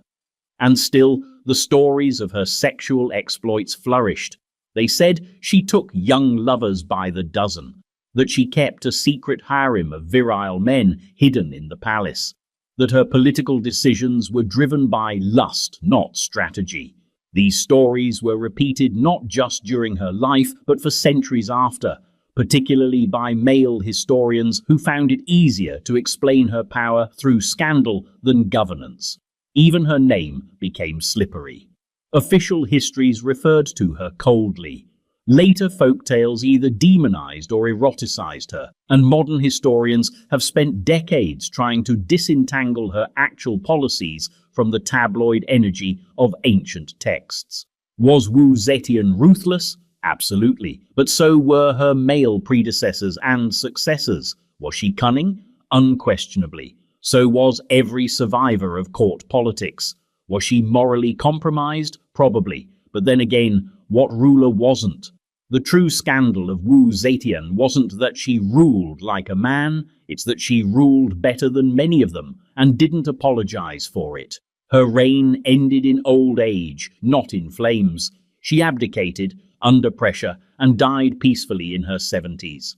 Her tomb remains one of the grandest in China, flanked by a stone stele that is famously blank. No inscription, no eulogy, just silence. Historians have debated why. Some say it was left blank intentionally to let future generations judge her for themselves, or perhaps she knew they would anyway. And if Wu Zetian's power was scandalous because of what she claimed for herself, the next queen faced scandal of a different kind, one whispered across deserts and river valleys, passed through myth and oral tradition, remembered not for what she ruled, but for how she loved, or at least how legend says she did. Because when royalty crosses into legend, every glance becomes seduction, and every story becomes a warning or an invitation. 17. Queen Candace Candace of Meroe. Long before Cleopatra played chess with empires on the banks of the Nile, there was another line of queens ruling further upstream, fierce, shadowy figures wielding power over a kingdom that both defied and mystified the ancient world. Their title was Candace, translated loosely as queen, more accurately as queen mother, and functionally as supreme ruler. These were the sovereigns of the kingdom of Kush in present-day Sudan, and among them one name echoes with particular weight: Candace, or rather a Candace, because Candace wasn't a given name, it was a dynastic title held by a succession of ruling women. The Greeks and Romans, never ones to let cultural nuance get in the way of a good anecdote, turned Candace into a singular, semi-mythic figure. A queen so formidable that Alexander the Great allegedly thought twice about invading her lands. A queen whose military might and political cunning shocked even the war-hardened generals of Rome. A queen whose legend became a tangle of fact, fiction, and whispered scandal. Let's try to unravel it. One of the most famous references comes from Strabo, the Greek geographer who wrote of a Candace who led the Kushite resistance against the Romans around 25 BCE. According to him, she was one-eyed, iron-willed, and utterly unimpressed by Roman swagger.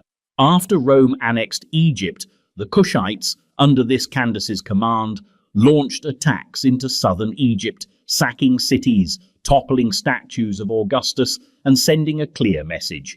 The empire may have devoured Cleopatra, but it would not digest Kush so easily.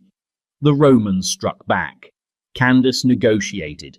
And here's the remarkable part. She won. A peace treaty was signed. The Kushites retained their independence.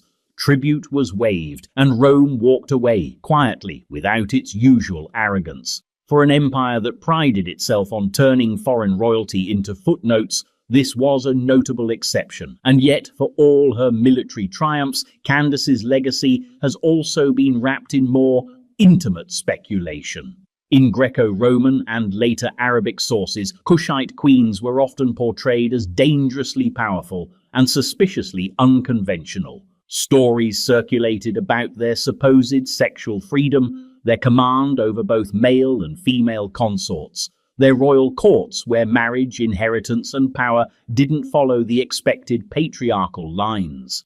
Some accounts described Candace, or her successors, as having multiple lovers, selected and dismissed at will, a royal prerogative that scandalized foreign writers more than any battlefield victory. Was this true? Possibly. Was it exaggerated? Absolutely. The Kushite royal structure was deeply matrilineal, with lineage often traced through the queen mother rather than the king. Women held power not just symbolically, but administratively, militarily, and ritually. In other words, they ruled without needing to borrow authority from their husbands or sons, and that, to the Greek and Roman chroniclers who couldn't imagine a legitimate female sovereign without seduction as a weapon, was deeply unsettling. So they explained it the only way they knew how, through scandal. They turned political autonomy into sexual transgression. They saw queens who selected their own consorts and assumed it meant orgiastic palaces. They interpreted matrilineal succession as proof of excessive femininity, ignoring the fact that these women led armies, negotiated treaties, and governed vast territories with more competence than many of their male contemporaries. And yet the image stuck. Even centuries later, European explorers and colonial writers spoke of the Kandaks with a mix of awe and suspicion. In oral traditions passed through Nubian and Ethiopian cultures, the stories became more mythic, featuring Candace-like queens who challenged Solomon, who rode lions into battle, who ruled lands of gold and granite. These legends blurred the line between history and allegory, but they retained a core truth. In Kush, queens were not accessories to kings. They were the kings. There are no scandalous diaries, no salacious letters, no palace intrigue recorded in detail for the Candaces.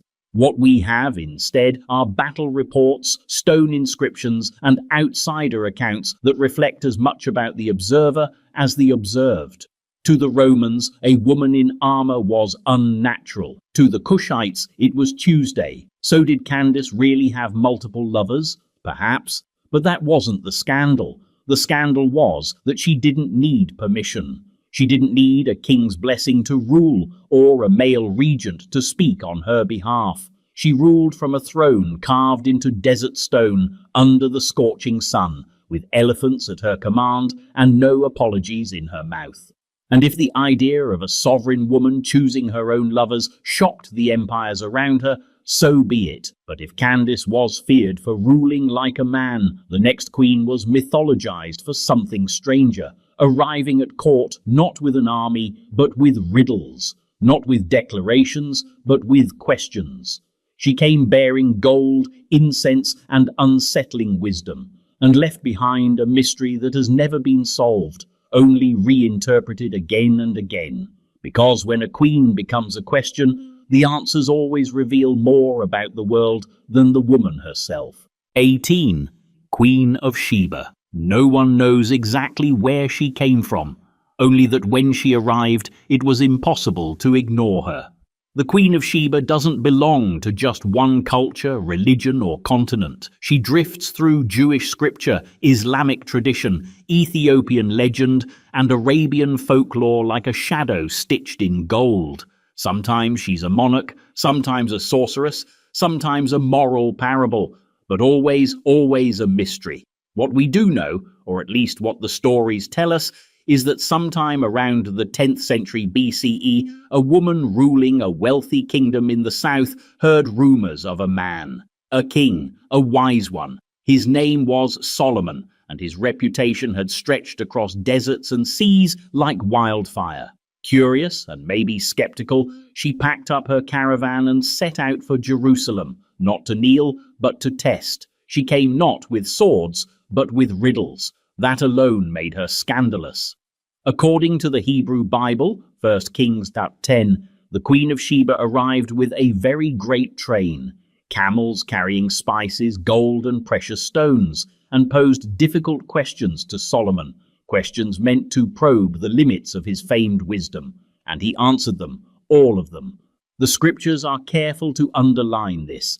He was not just wise, but unflappable, but they are also careful not to say too much else. What happened next? The Bible is vague. She praises his God. She gives him gifts. He gives her gifts in return. She leaves. The end. Except, of course, it wasn't. Because into that silence, legends flooded in. The Jewish Midrash claimed she was seduced by Solomon, or that she tried to seduce him and failed, or that she bore his child, or that she was a demoness with hairy legs. Take your pick. In Islamic tradition, she becomes Bilqis, a queen whose throne is magically transported to Solomon's court. The Quran doesn't name her, but the story there adds even more spiritual weight. She converts to monotheism, impressed not just by Solomon's power, but his command of nature, animals, and the elements.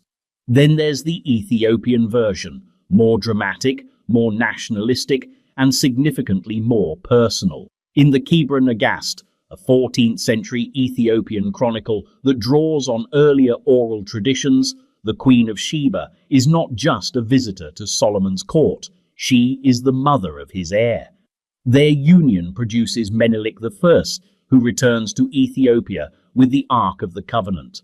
This version doesn't flirt with suggestion, it makes it explicit.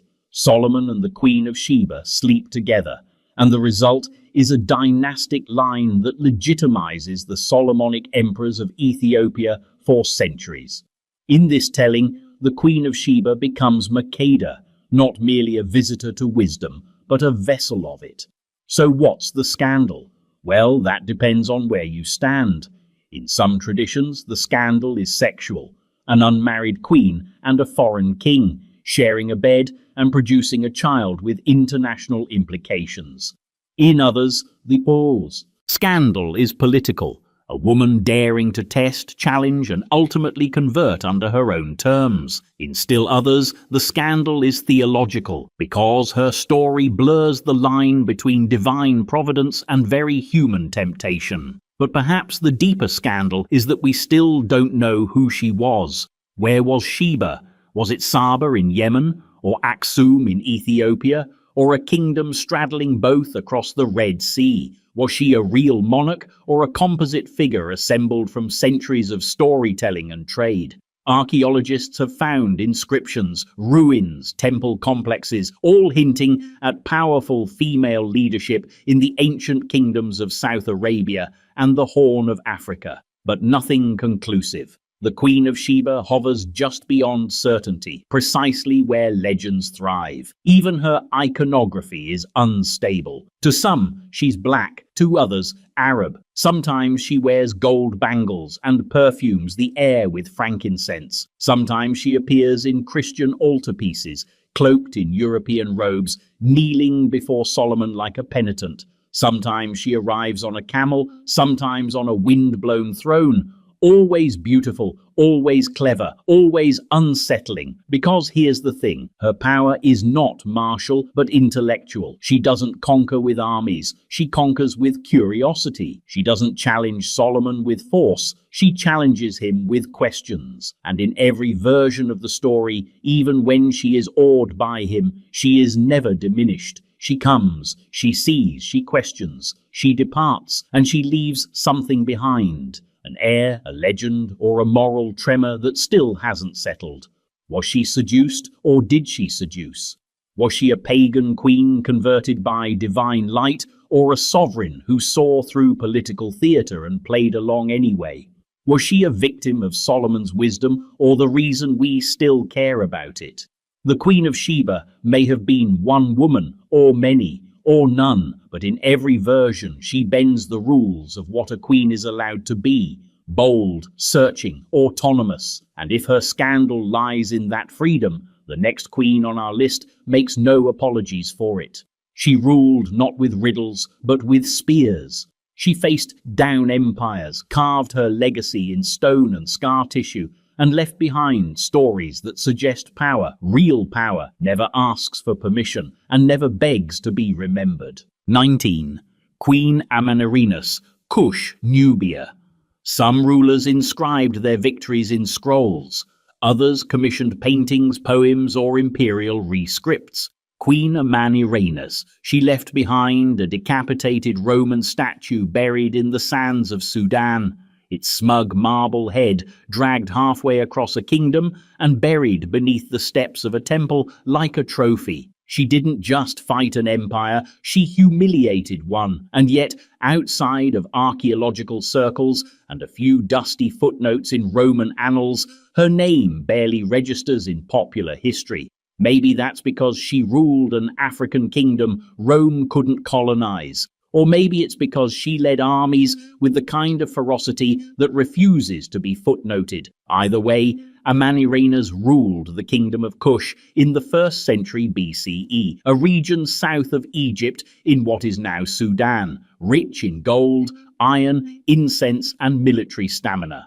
She held the title of Kandake, like Candace before her, a queen regent or queen mother, and in her case, the commander-in-chief of Kushite resistance against Augustus Caesar, Rome's first emperor, and a man unaccustomed to being told no.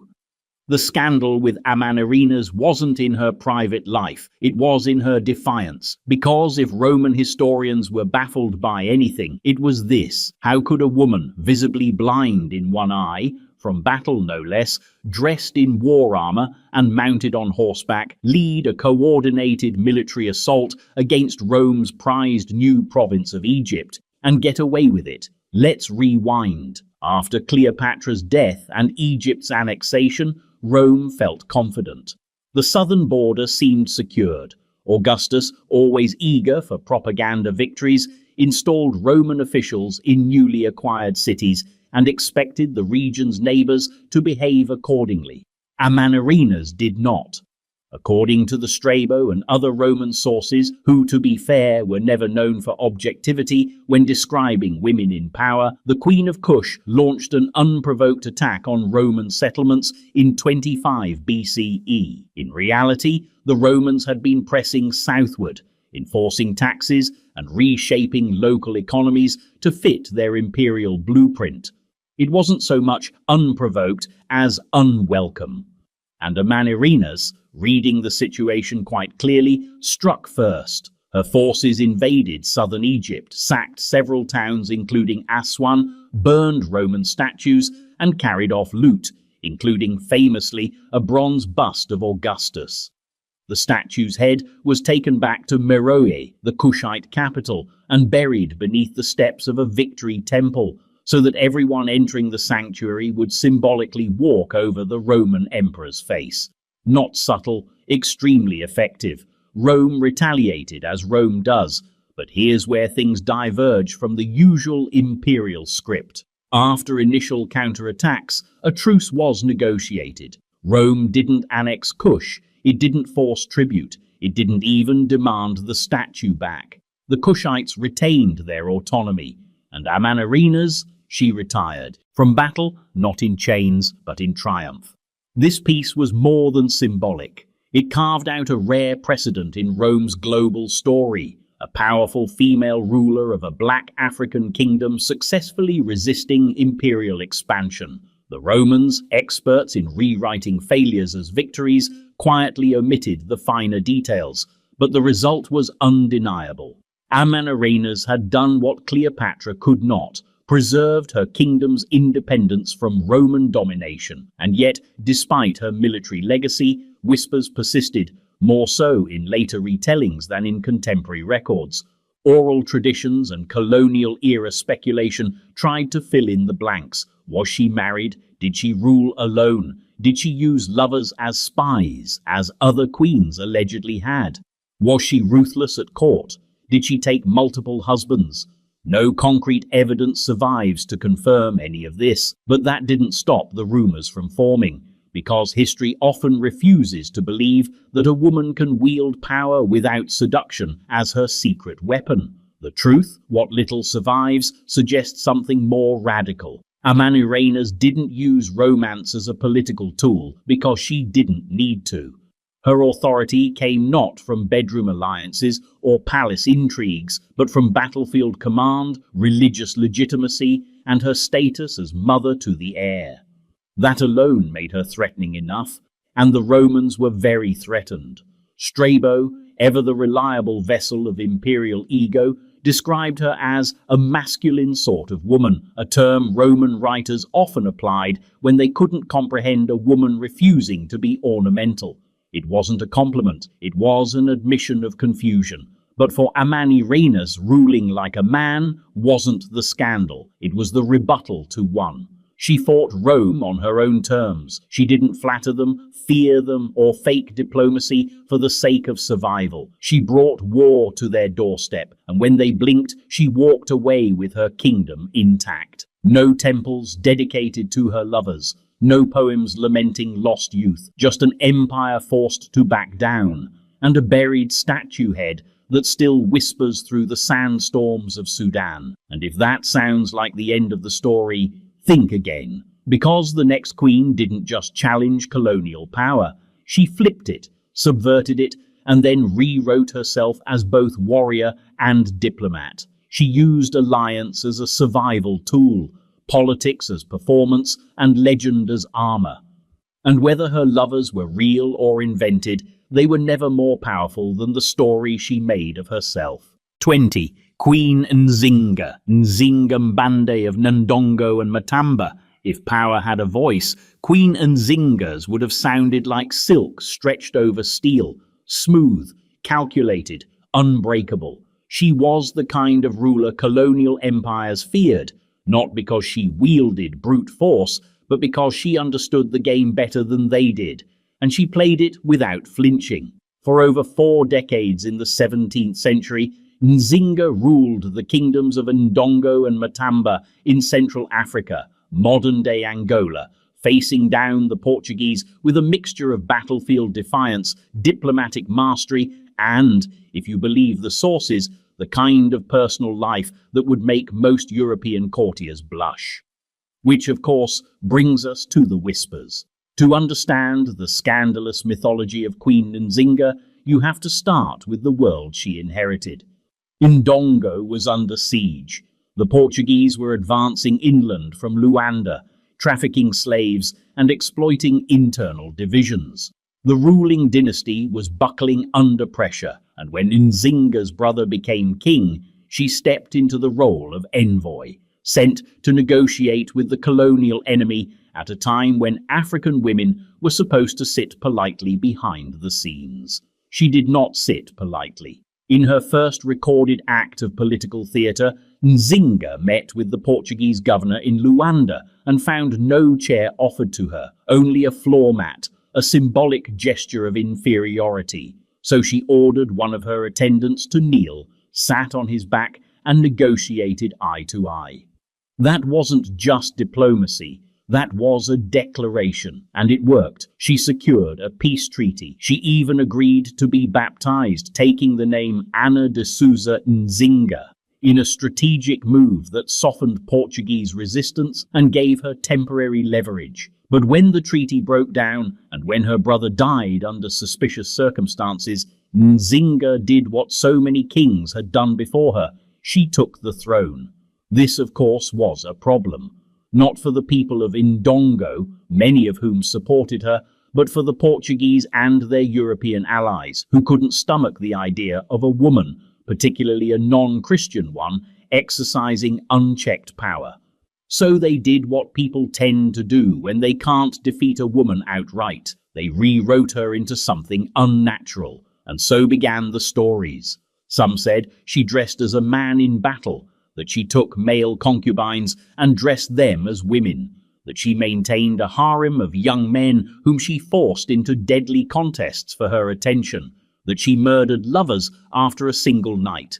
Others claimed she surrounded herself with enslaved boys whom she mutilated to ensure their loyalty. Some of these tales were penned by Jesuit missionaries. Others came from Portuguese colonial reports. None are supported by local oral histories. What's more likely is that Nzinga carefully cultivated her image, leaning into and subverting European expectations of gender, power and morality to make herself untouchable. Did dress in masculine clothes, but not as a costume, rather as a calculated political performance. She declared herself king rather than queen, not out of confusion, but to solidify her legitimacy in a patriarchal structure that would otherwise dismiss her. And if she took lovers, she did so on her terms, never as a weakness, always as a privilege of power, which for European observers trained to see female sexuality as sin or submission was incomprehensible. But the real scandal wasn't in her private life, it was in her success. For nearly 40 years, Nzinga resisted colonial domination. She led armies. She formed alliances with rival African powers. She relocated her capital into more defensible terrain. When necessary, she converted to Catholicism.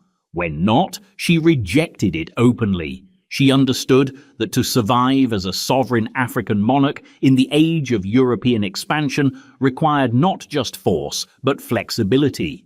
And somehow she kept winning. Even in her 60s, she led troops into battle. Even in her 70s, she negotiated with colonial governors like an equal. And when she died at the age of 81, she left behind a stabilized kingdom, a power structure that outlasted the Portuguese advance, and a reputation that could not be easily rewritten, no matter how much propaganda tried.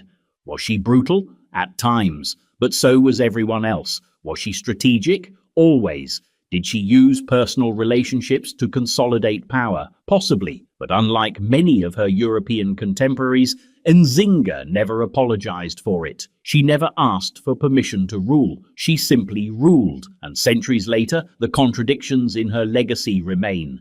Saint and sinner, warrior and queen, feminist icon, and ruthless monarch.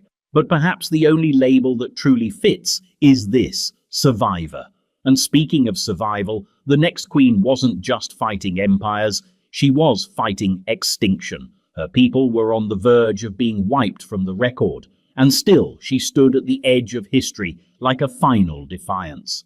Her name was invoked in both fear and reverence, and though her reign is cloaked in myth, what little survives suggests that sometimes the most scandalous thing a woman can do is refuse to disappear. 21. Queen Dihya, Kahina of the Berbers.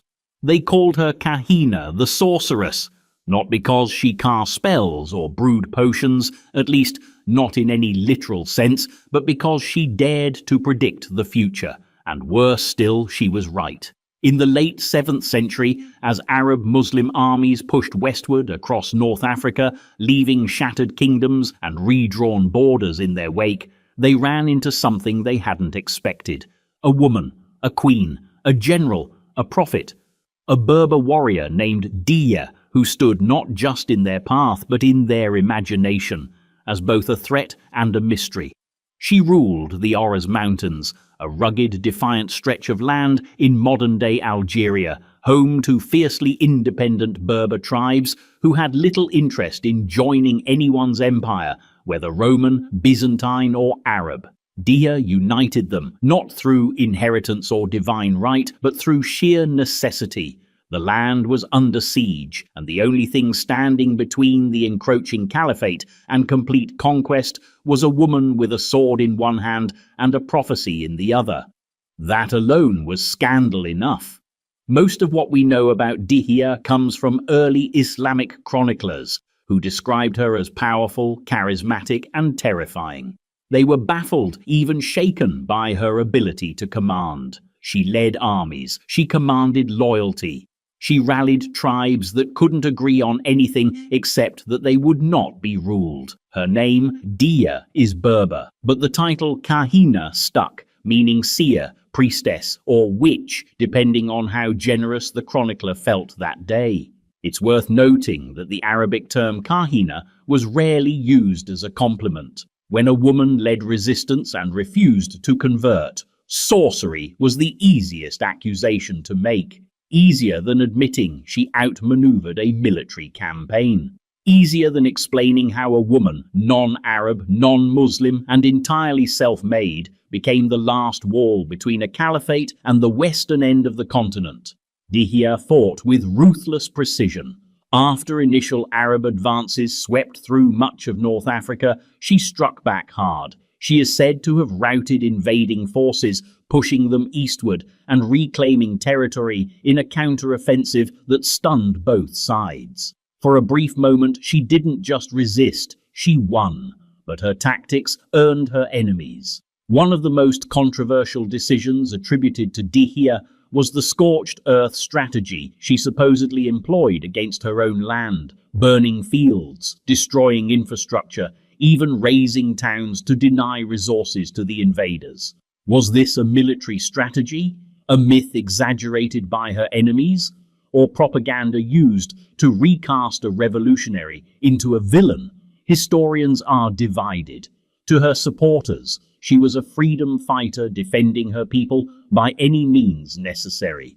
To her enemies, she was a destructive force, a madwoman who tore down her own kingdom rather than let it be ruled. And then there's the matter of her personal life, what little we can even confirm. Some accounts say she was Jewish, others claim she was Christian, and still others suggest she followed traditional Berber spirituality. The ambiguity was convenient for those looking to paint her as an exotic heretic. She was said to have had 2 sons who were either captured or defected to the Arab side, depending on the version you read.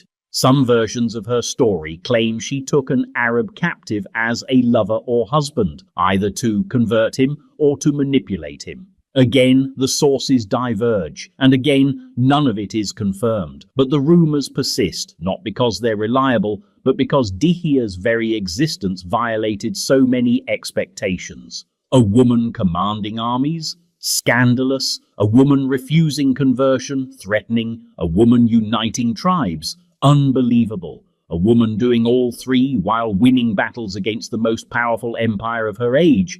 That demanded an explanation. And if it couldn't be logical, it would be moral. If it couldn't be moral, it would be magical. Call her a witch. Call her a traitor. Just don't admit that she was a queen who nearly stopped history. Eventually, she was defeated.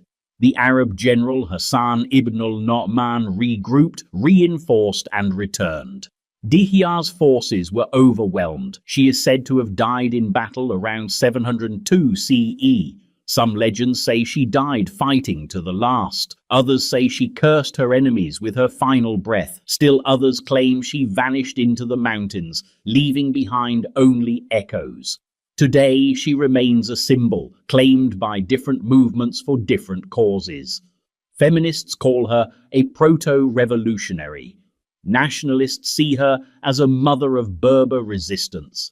Secularists remember her as the last voice of pre-Islamic North Africa. And always in the background, the same 2 questions persist. Who was she really? And why do they keep trying to bury her story in footnotes?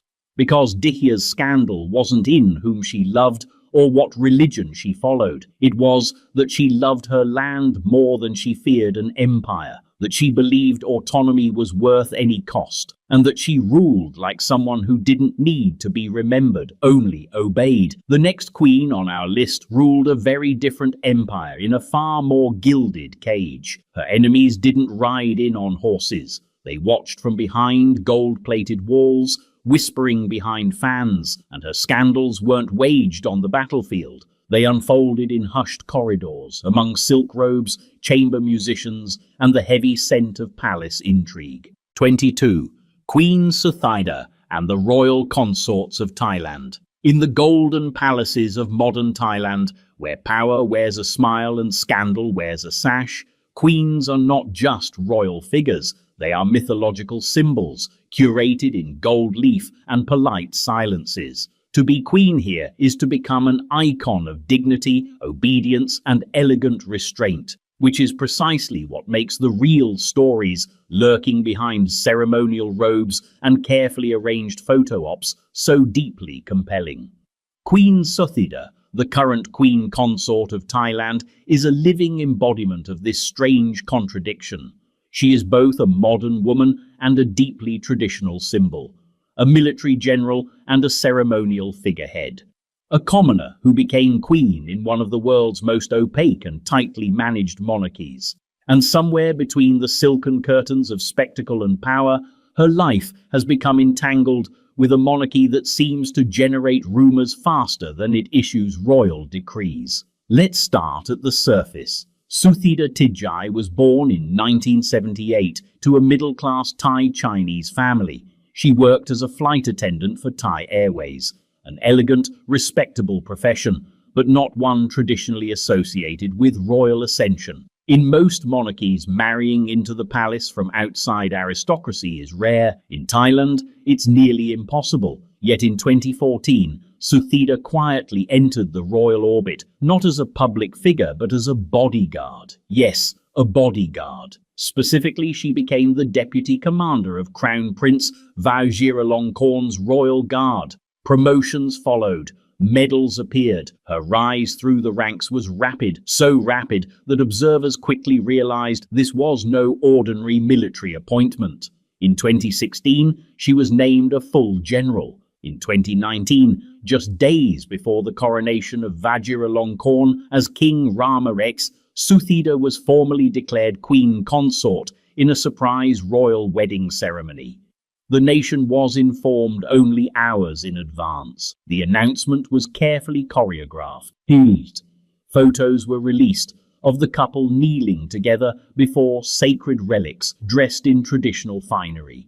It was an image of seamless tradition, but to those watching closely, it raised more questions than it answered. Because Suthida's rise didn't happen in a vacuum. For years, King Vajiralongkorn's personal life has been the subject of fascination, rumor, and carefully hushed scandal. Even before his accession, he had a reputation for extravagance, unpredictability, and a deeply complex romantic life. He has had multiple wives, multiple divorces, and multiple partners, some of whom received royal titles only to have them revoked in sweeping public purges. One such case involved Sininat Wongvajira Pakdi, a former army nurse who was appointed Chao Kun Phra, royal noble consort, just months after Suthida's coronation. This made headlines not just in Thailand, but globally. For the first time in nearly a century, a Thai king had publicly named an official consort alongside his queen. The images released were surreal. Sininat in full military uniform sitting barefoot at the king's feet, smiling like a magazine cover from another century. Then came the reversals. Sininat was abruptly stripped of all titles in 2019, accused of disloyalty and ambition. The royal statement claimed she had tried to elevate herself to the same status as the queen, that she had acted against the monarchy, that her behavior was inappropriate. She disappeared from public view. 10 months later, she reappeared. Her titles were restored. Her record was erased, officially declared never to have been tarnished. No explanation was offered, none was needed. In the Thai royal court, narrative control is absolute, and Queen Suthida, she remained silent throughout. Her public appearances have been limited, deliberate, and always serene. She bows, smiles, greets dignitaries. Her military titles remain intact, but her role, for all its ceremonial grandeur, exists in a palace where the walls whisper louder than the people. Some speculate that her position is more symbolic than relational. Others believe she maintains quiet influence. No one knows for sure, and that perhaps is the point. In Thailand, criticism of the monarchy is not just discouraged, it's criminal. The lèse-majesté laws are among the harshest in the world. Even a social media post, a joke, or an academic paper can result in imprisonment, which means the monarchy exists in a kind of performative vacuum, constantly seen, rarely questioned, always controlled. And within that vacuum, Queen Suthida is both icon and cipher. To some, she represents a dutiful queen, loyal and graceful, enduring a complex royal life with composure. To others, she is a figure of quiet tragedy, another woman caught in a monarchy that treats romance as protocol and affection as performance. Either way, she is far from alone. Thai history is filled with royal consorts, concubines, and wives whose stories were erased or rewritten depending on the mood of the monarch. In earlier centuries, Thai kings maintained harems filled with hundreds of women, some politically placed, others chosen for beauty, talent, or simply convenience. Power within these inner courts shifted constantly. Love, if it existed, had to be negotiated between etiquette, hierarchy, and invisibility. Which brings us to the larger truth. In Thai royal culture, romantic scandal is rarely acknowledged directly. It's encoded, sanitized, or silenced. But that doesn't mean it isn't real. And the next queen on our list ruled a world where silence wasn't an option. She ruled an ancient kingdom from the mountains, surrounded by warriors, threatened by foreign fleets, and guided by prophecy. She may have been brutal, she may have been brilliant, but above all else, she refused to be tamed. Her name has nearly vanished from history, but her legend still rises with the smoke from war-torn hills and lost cities. 23. Queen Tuta, Illyria. In the 3rd century BCE, a queen ruled the jagged coastline of the Western Balkans, a place where the mountains fell straight into the sea, and empires learned, usually too late, that not all queens wear gold to be worshipped. Some wear armor to be avoided. Her name was Teuta, and she was queen of the Ardii, one of the most powerful Illyrian tribes. But she wasn't born into a throne. She stepped into it abruptly, violently, and without apology after the death of her husband, King Agron. What followed was one of the earliest and most fascinating political clashes between a ruling queen and an emerging superpower, Rome. And if the stories surrounding her reign seem laced with contradiction and controversy, that's because they are. Tuta didn't fit the template, so history did what it always does when women complicate the narrative. It rewrote her as a scandal. To the Romans, Queen Tuta wasn't just an enemy, she was an outrage. But let's begin where history does, at her husband's funeral. King Agron had led the Ardii to military success, defeating rival Greek forces and expanding Illyrian influence along the Adriatic Sea. But when he died suddenly around 231 BCE, Tuta became regent for her young stepson. She was now ruler of a confederation of tribes known more for piracy than for diplomacy, wedged between Greece to the south and Rome across the water. Most regents would have tried to play it safe, stabilize, retreat, flatter. Tuta did the opposite. Under her rule, Illyrian naval raids expanded. Pirate ships flew under her flag, sacking merchant vessels from Greece to Italy. She encouraged aggressive maritime activity as a matter of policy, not just because it enriched her kingdom, but because it allowed her to project power in a world where female rulers were expected to be ornamental or temporary. This didn't sit well with Rome. By 230 BCE, Roman merchants had lost patience, and more critically, profits. When envoys were sent to Tutor's court demanding the end of Illyrian piracy, she allegedly dismissed them with spectacular arrogance. According to Roman sources, particularly the Greek historian Polybius, who wasn't exactly subtle with his editorializing, Tutor told the envoys that Illyrian subjects were free to pursue their own interests, and that it wasn't her job to restrict private enterprise at sea. It was a spectacular line. Too spectacular, perhaps, because shortly afterward, one of the Roman envoys was murdered, either during his return voyage or while still in Illyria. Rome, predictably, took this as an act of war. Whether Tutor ordered the killing or it happened without her consent remains unknown. But the result was the same. Rome declared war on Illyria. And here's where the propaganda machine kicks into high gear. The Romans, who hadn't yet developed their taste for emperors and dynasties, were still young enough to be offended by the idea of a woman leading an army. Tutor wasn't portrayed as a military commander. She was framed as a reckless widow, an unstable regent, a woman corrupted by too much power and not enough restraint. Sound familiar? She was accused of acting like a pirate queen, encouraging raids, looting cities, destabilizing trade. The implication, always unspoken but never absent, was that her authority was illegitimate by virtue of gender. Her refusal to submit diplomatically was read as petulance. Her strategic aggression was labeled hysteria, and any semblance of court intrigue, real or invented, was polished into scandal. One version of her story hints at indulgence, suggesting she surrounded herself with sycophants, favoured pleasure over prudence, and ignored wise male counsel. Another paints her as a political tactician who understood that piracy wasn't chaos, but policy, a way to fund the state and push back against maritime colonialism. Neither version admits the obvious. Tutor was behaving exactly as male rulers had done before her, only more effectively. When Roman forces eventually invaded, they defeated her navy and pushed Illyria back to its mountainous strongholds. But they didn't destroy her. Tutor negotiated peace. She surrendered some territory, paid tribute, and agreed to scale back Illyrian piracy. But she kept her throne. That, in Roman terms, was failure. You don't just fight a female enemy, you erase her.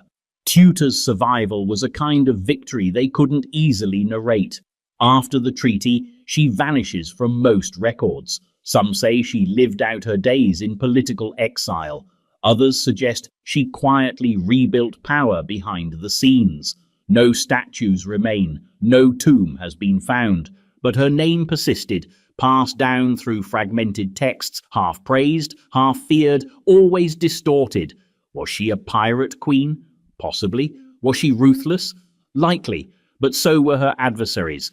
What makes Tutor unique is not that she ruled during war, or that she refused to surrender to empire. It's that she was remembered as the war. Her very presence was treated as provocation. Her rule was framed as rebellion. But even more provocatively, she didn't die for it. She made a deal. And the next queen on our list didn't just make deals, she made myth. Her story is told in epic poems and ancient scrolls, stitched into sacred texts and royal genealogies. She wasn't just remembered, she was deified. But behind the divine symbolism lies a woman whose story has been retold so many times, no one is quite sure where the truth ends and the legend begins. 24. Queen Makeda, Ethiopia's Queen of Sheba in Ethiopian legend. If myth and monarchy had a shared address, it would be somewhere in the highlands of Ethiopia, under the long shadow of the Simeon Mountains. There, in the woven tapestries of legend, stone-carved churches, and whispered oral traditions, lives Queen Makeda, Ethiopia's Queen of Sheba. Her name is not just remembered, it's foundational. national myth, divine heritage, scandal. Well, that depends on who's telling the story, because unlike her more ambiguous appearances in Jewish, Christian, and Islamic texts, where she's often unnamed or briefly sketched, the Ethiopian version of the Queen of Sheba is grand, specific, and deeply intimate. Her name is Makeda, her destination is Jerusalem, and her legacy is nothing less than the birth of a dynasty that would claim to rule Ethiopia for nearly 3,000 years. Let's begin with the text that sets it all in motion, the Kebra Nagast, or the Glory of Kings. Written in the 14th century, but drawing on centuries of oral tradition, it tells the story of how Makeda, Queen of Ethiopia, travelled to visit King Solomon in search of wisdom, but found something else entirely. Now, depending on your tolerance for allegorical romance and ancient statecraft, the narrative may read like a holy love story or a political origin myth dressed up in divine flirtation. Either way, it goes like this. Makeda, having heard of Solomon's unparalleled wisdom, sets out on a pilgrimage to Jerusalem. When she arrives, she is received with royal honours. Their conversations span days. She asks him riddles. He answers them with poetic ease. She is impressed deeply, and so is he. So impressed, in fact, that Solomon decides to make sure she doesn't leave empty-handed or alone. Here comes the famous pact. Makeda agrees to stay in Solomon's palace, but makes him swear he will not touch her. Solomon agrees, but adds a clever clause. She must also promise not to take anything from the palace without his permission. That night, Solomon orders a feast, heavy on salt and spice. At midnight, Makeda wakes, parched, and reaches for water. Solomon appears.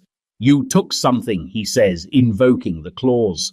The implication is clear. The agreement is void. And so, according to legend, she spends the night with him. She departs for Ethiopia soon after, pregnant. Her son, Menelik, is born and raised in Ethiopia, but travels to Jerusalem as a young man to meet his father. Solomon receives him warmly.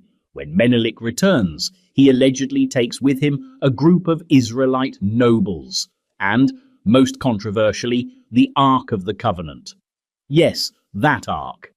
According to Ethiopian tradition, it still rests in Aksum, hidden in a guarded chapel that no one, except one appointed monk, is allowed to enter. No proof, no photos, just myth, mystery, and an overwhelming sense of sacred secrecy. Makeda, for her part, returns not in shame or scandal, but as the mother of a new, divinely sanctioned bloodline. The Solomonic dynasty, which traces its roots through Menelik I, would go on to rule Ethiopia, with interruptions for centuries. Even Emperor Haile Selassie, deposed in 1974, claimed his legitimacy through her. But the Kebra Nagast leaves a curious silence around Makeda herself after the birth of Menelik. We hear less of her rule, her later life, or how she was viewed by her own people once she returned. This silence, like most in ancient texts, is filled by speculation. Some say her story was sanitized to protect the dynasty's paternity narrative.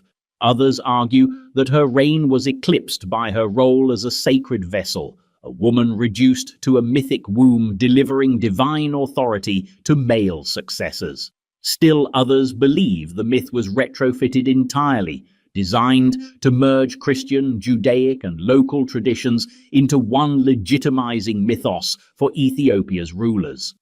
But let's go back to the scandal, because in any other context, what Makeda did would have been unthinkable.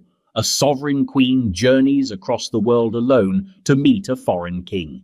She debates him, dines with him, and sleeps with him. She returns pregnant, unwed, and undeterred. She raises her son without shame. She never denies him his lineage, and she never apologizes. In the Ethiopian version, this is not portrayed as weakness or folly. It's portrayed as destiny. And yet, to some outside observers, particularly in later European Christian traditions, Makeda's story raised uncomfortable questions. Was she seduced? Was she complicit? Was she clever? Was she naive? Was this a love story, a power exchange, a theological parable? The answer, most likely, is yes. Because Makeda was never just a queen, she was a myth in motion, adapted by every generation to reflect its own anxieties about women, power, race, and divinity. She was both the bridge and the border, between nations, between faiths, between scandal and scripture. And while her son became the founder of a royal line, Makeda herself became something even more elusive, a symbol too powerful to pin down. Some say she was descended from angels. Others say she ruled a land of gold and spices. And still others say she never existed at all. But if Makeda was a myth, she was a myth that moved empires. And the next queen wasn't interested in myth. She was far more pragmatic. She ruled a kingdom of wealth and temples, surrounded by stone pyramids and unbothered by Roman maps. Her power wasn't declared in scrolls or dynastic sagas. It was etched into the granite walls of tombs built by women who never asked to be explained. 25. Queen Amanishakheto Kush Meroe. If you stand in the blistering heat of modern-day Sudan at the ruins of Meroe and squint past the sand-blasted pyramids and sun-worn inscriptions, you can just about sense her presence, Queen Amanishakheto. Her name is not often found in world history textbooks, but her image is carved in stone, flanked by gods, dripping in gold and utterly unafraid. She was a queen who didn't just rule, she radiated power from head to heel, and yet, like many queens of the ancient kingdom of Kush, she remains paradoxically visible and invisible. Her likeness survives in reliefs, her jewelry rests in museums, her monuments, what's left of them, still stand, but her story? That's the mystery. It's scattered in fragments, half-deciphered inscriptions, Roman accounts that got the names wrong, and local oral traditions that refuse to die. So what do we know? Amanishakheto ruled sometime around 10 BCE to 1 CE, a period when the kingdom of Kush, centered in Meroe, was at a cultural and economic peak. This wasn't a fading corner of an old empire. This was an African power in its own right, trading iron, gold, ivory, and incense across the Red Sea and up the Nile, resisting both Roman incursion and historical erasure, with the quiet confidence of a civilization that didn't need validation. And Amanishakheto? She wasn't just part of this kingdom. She was one of its architects. She held the title of Kandake, Queen Mother or Queen Regent, a designation that in Kushite tradition didn't suggest second-hand power. It meant ruling authority. Kandakis commanded armies, led diplomatic missions, and served as religious figures. They weren't ceremonial ornaments, they were the state. Amanishakheto ruled during a time of consolidation and construction. Her name appears on temple walls, throne bases, and statues, usually accompanied by an overwhelming array of divine titles. She's often shown in full regalia, crown, scepter, and an expression that could curdle Roman wine. Her pyramid at Meroe, though partially destroyed by 19th century treasure hunters, once stood as one of the grandest in the royal cemetery. And in 1834, when an Italian explorer named Giuseppe Ferlini dynamited its summit because subtlety was not his strong suit, he found an astonishing cache of gold and jewelry, bracelets, signet rings, necklaces, and diadems, all bearing Amanishaketo's name and likeness. The treasure eventually made its way to museums in Berlin and Munich, where it remains today, disconnected from its original context, but still unmistakably regal. Even in theft, her power lingers. So where's the scandal? Well, that depends on how you define it. For the Greek and Roman world, a queen who ruled in her own name, unattached to a king, militarily independent, spiritually sovereign, was a scandal. Add to that the suggestion that some Kushite queens, including Amanishakheto, may have had multiple consorts or male attendants who served both ceremonial and personal functions, and you begin to understand why European writers were so quick to exoticize her. They couldn't quite imagine a woman with so much agency who wasn't somehow scandalous. The narrative options were limited. She must be either a virgin goddess, a scheming seductress, or a tragic widow. But Amani Shakito refused all three scripts. She ruled not as someone's wife or mother, but as a divine being in her own right. The records don't tell us about her romantic life, not directly, but what we do have are hints that she lived in a royal culture where gender dynamics were more fluid than in Rome or Greece. Queens could be warriors, kings could be sidelined, succession could follow the maternal line. The temples she built show her standing side by side with gods, not kneeling before them. That alone rewrote the rules. So when European explorers and scholars tried to reconstruct her image, they defaulted to familiar tropes: the Oriental Queen, the African Cleopatra, the black seductress with gold and secrets. They couldn't see her without projecting onto her. Her gold became evidence of vanity. Her temples became monuments to ambition. Her face, serene and symmetrical, became a mirror for their discomfort. But Kushite history didn't care about their discomfort. Amani Shakito's rule marked a continuation of a matriarchal tradition stretching back centuries. She was not an anomaly. She was a link in a chain. And though her story has been interrupted by looters, colonizers, and the passage of time, it hasn't been erased. The real scandal, then, isn't what Amani Shakito did. It's how little we're allowed to know about her. She may have loved, she may have taken consorts, defied expectations, and ruled with calculated charm. Or she may have been a political ascetic, devoted entirely to governance and ritual. We don't know, and that uncertainty makes her dangerous, because when a powerful woman isn't reduced to a single story, she remains unpredictable. And unpredictable queens don't just haunt history, they shape it.